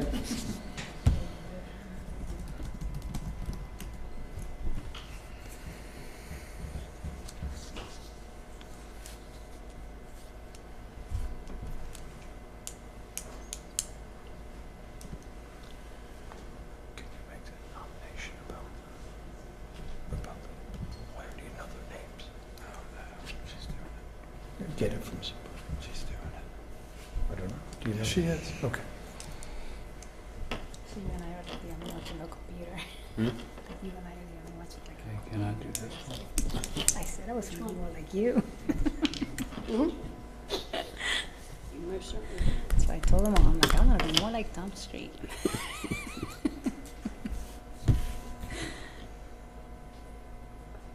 You two are having entirely too much fun here. Well, I said I think I told Eric, I'm like, I'm just gonna be more like Tom Street. I'm not gonna read computer, I'm not gonna do anything. So the two of us said they want to know computer. Because I'm gonna be more like Tom. We gotta have shirts made. I wanna be. How we doing, I'm Cheryl? gonna be like Tom. All right, so, motion to amend the policy after the second sentence in the section, sign up to speak, to say, the school board clerk will ascertain that speakers indicate their role as stakeholders and valid address. And motion is Mr. Barlow, second, Ms. Roots.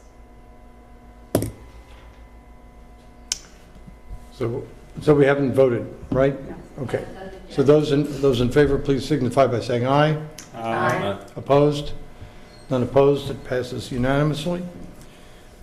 Next action item is 6.4. I move to We have to vote on his original motion.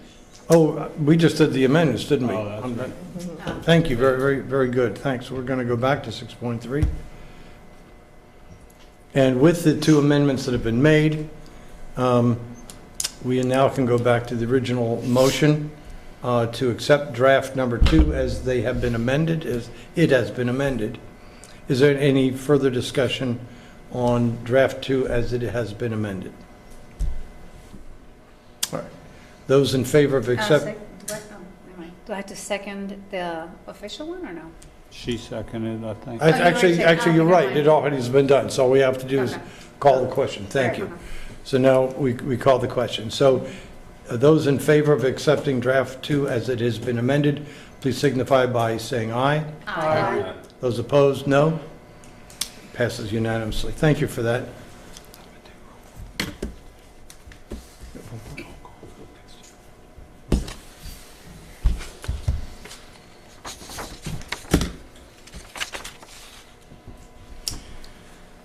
We have, we discussed the concept of continuing membership with the Virginia School Board Association. Do I hear a motion? I move to discontinue membership with the VSBA effective June 30th, 2024. I second. Thank you, Mr. Rickard, for that motion, and Mrs. Rutz for a second.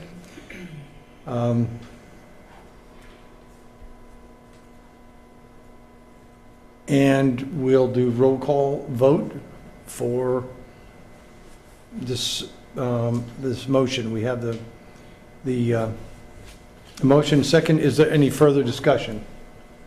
No, a point of order. So a vote yes is to discontinue, and a vote no is to continue. Very good, yes. A yes Yes. vote is to discontinue membership of the VSBA. Thank you for that clarification. It's a good one. So, Cheryl, would you do a roll call vote for us, please? Mr. Street? Yes. Ms. Carlenio? Yes. Mr. Gutschall? Yes. Ms. Roots? Yes. Mr. Ricker? Yes. Mr. Barlow? Yes.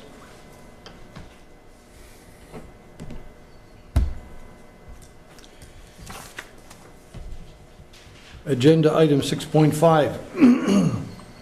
The subject is an attorney to represent Shenandoah County School Board in the Virginia State Conference, NAACP et al. Versus the County School Board of Shenandoah County. Do I hear a motion? Yes, I move to appoint the law firm of Gwynn Waddell to represent Shenandoah County School Board in the Virginia State Conference NAACP at all versus Shenandoah County Board of Shenandoah County School Board of Shenandoah County. Thank you, Mrs. Rutz. Do I hear a second? Second. Second is made by Mr. Rickard. Is there, excuse me, is there any discussion? Right, once again, Cheryl, I'm going to ask if you'll record the votes by roll call, please. Mr. Street? Yes.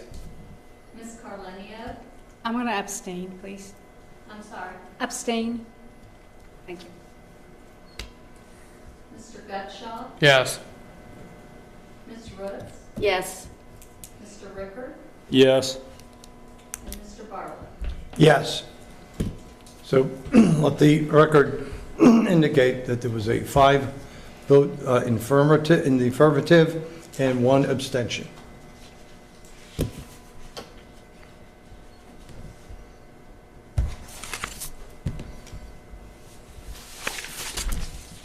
Our last action item of the evening is to request for the increase for the 2024 special budget.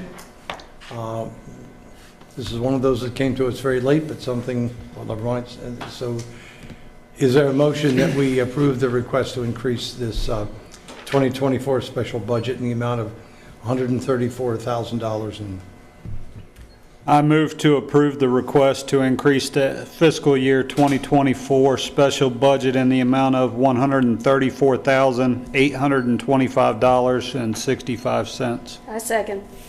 Okay, motion has been made and seconded that we increase the budget by that amount. Any discussion? Don't have to do a roll call for this. All those in favor of accepting that motion to increase that the special budget, please signify by saying aye. Aye. Those opposed? None. That passes unanimously. And we have come to other business and board member comments. Who would like to start? Mr. Rickard. Earlier tonight, we were talking about SBMA, we were talking about Noah Webster. Since we've just voted to leave VSBA, I'd like us to look into inviting SBMA out either for an audit, a presentation, whatever, from, you know, so they can personally meet Dr. Shepard, Dr. Heingardner. I don't know what that entails, whether it's just a presentation or if we have them look over our policies, whatever, see what they have to offer.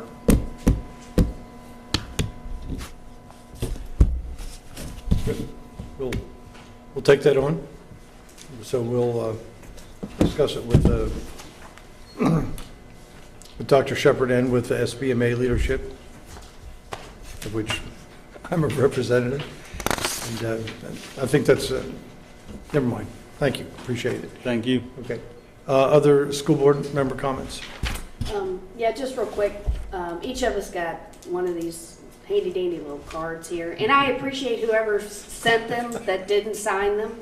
It prohibits me from, thanking somebody directly. But it indicates that, that we hadn't been looking above, at educational achievement and positive school climate.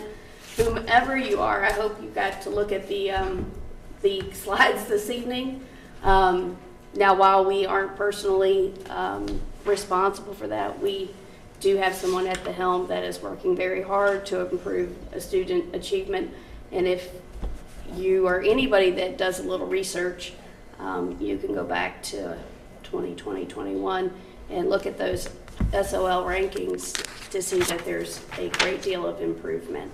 For those teachers and staff and faculty members that are within earshot, this has been a tough couple months. We thank you for everything that you do. And those that have stayed, we appreciate that. It doesn't go unnoticed. And for those that have used the current political kerfuffle to see your way out the door, I can appreciate you standing on whatever cornerstone of thought process that you do, and I wish you the best of luck. So that is it. Thank you. Pass. Is it a total pass? Pass. Okay. I just wanted to commend everyone here and SCPS, especially those, everything that we saw today with the academic progress and the fact that I know there's a lot of bumps in the road, and I know it's very hard to implement a lot of these changes because there's always going to be some kind of resistance to some of those changes, but I want to definitely thank you. I think we're definitely on the right track, so I just wanted to commend you all and the teachers who are making this possible and the principals who are having to deal with a lot of stuff in terms of implementing this, so that's it. No, I just want to real quick thank everyone again for the school year, the teachers, the staff, administration, everyone. Dr. Shepard, I appreciate the presentation you gave and the results and the direction that you're leading this school division, that it's going, and the improvements. And, I've always said education never plateaus. We always got to be striving to be better, keep us on our toes, and so anyway, thanks for the presentation, and I'm looking forward to all the celebrations you said that we were going to have during that With the kegs in the back. I mean, when we came back out of closed session, there was no pizza and cake, so I guess that'll be the next meeting. Anyway, that's it. Well, you have some goodies in there, though. Well, thanks to Crystal and Cheryl. I know, it's like preferential treatment. So I'd like to pick up on something that Mike mentioned just a couple of minutes ago.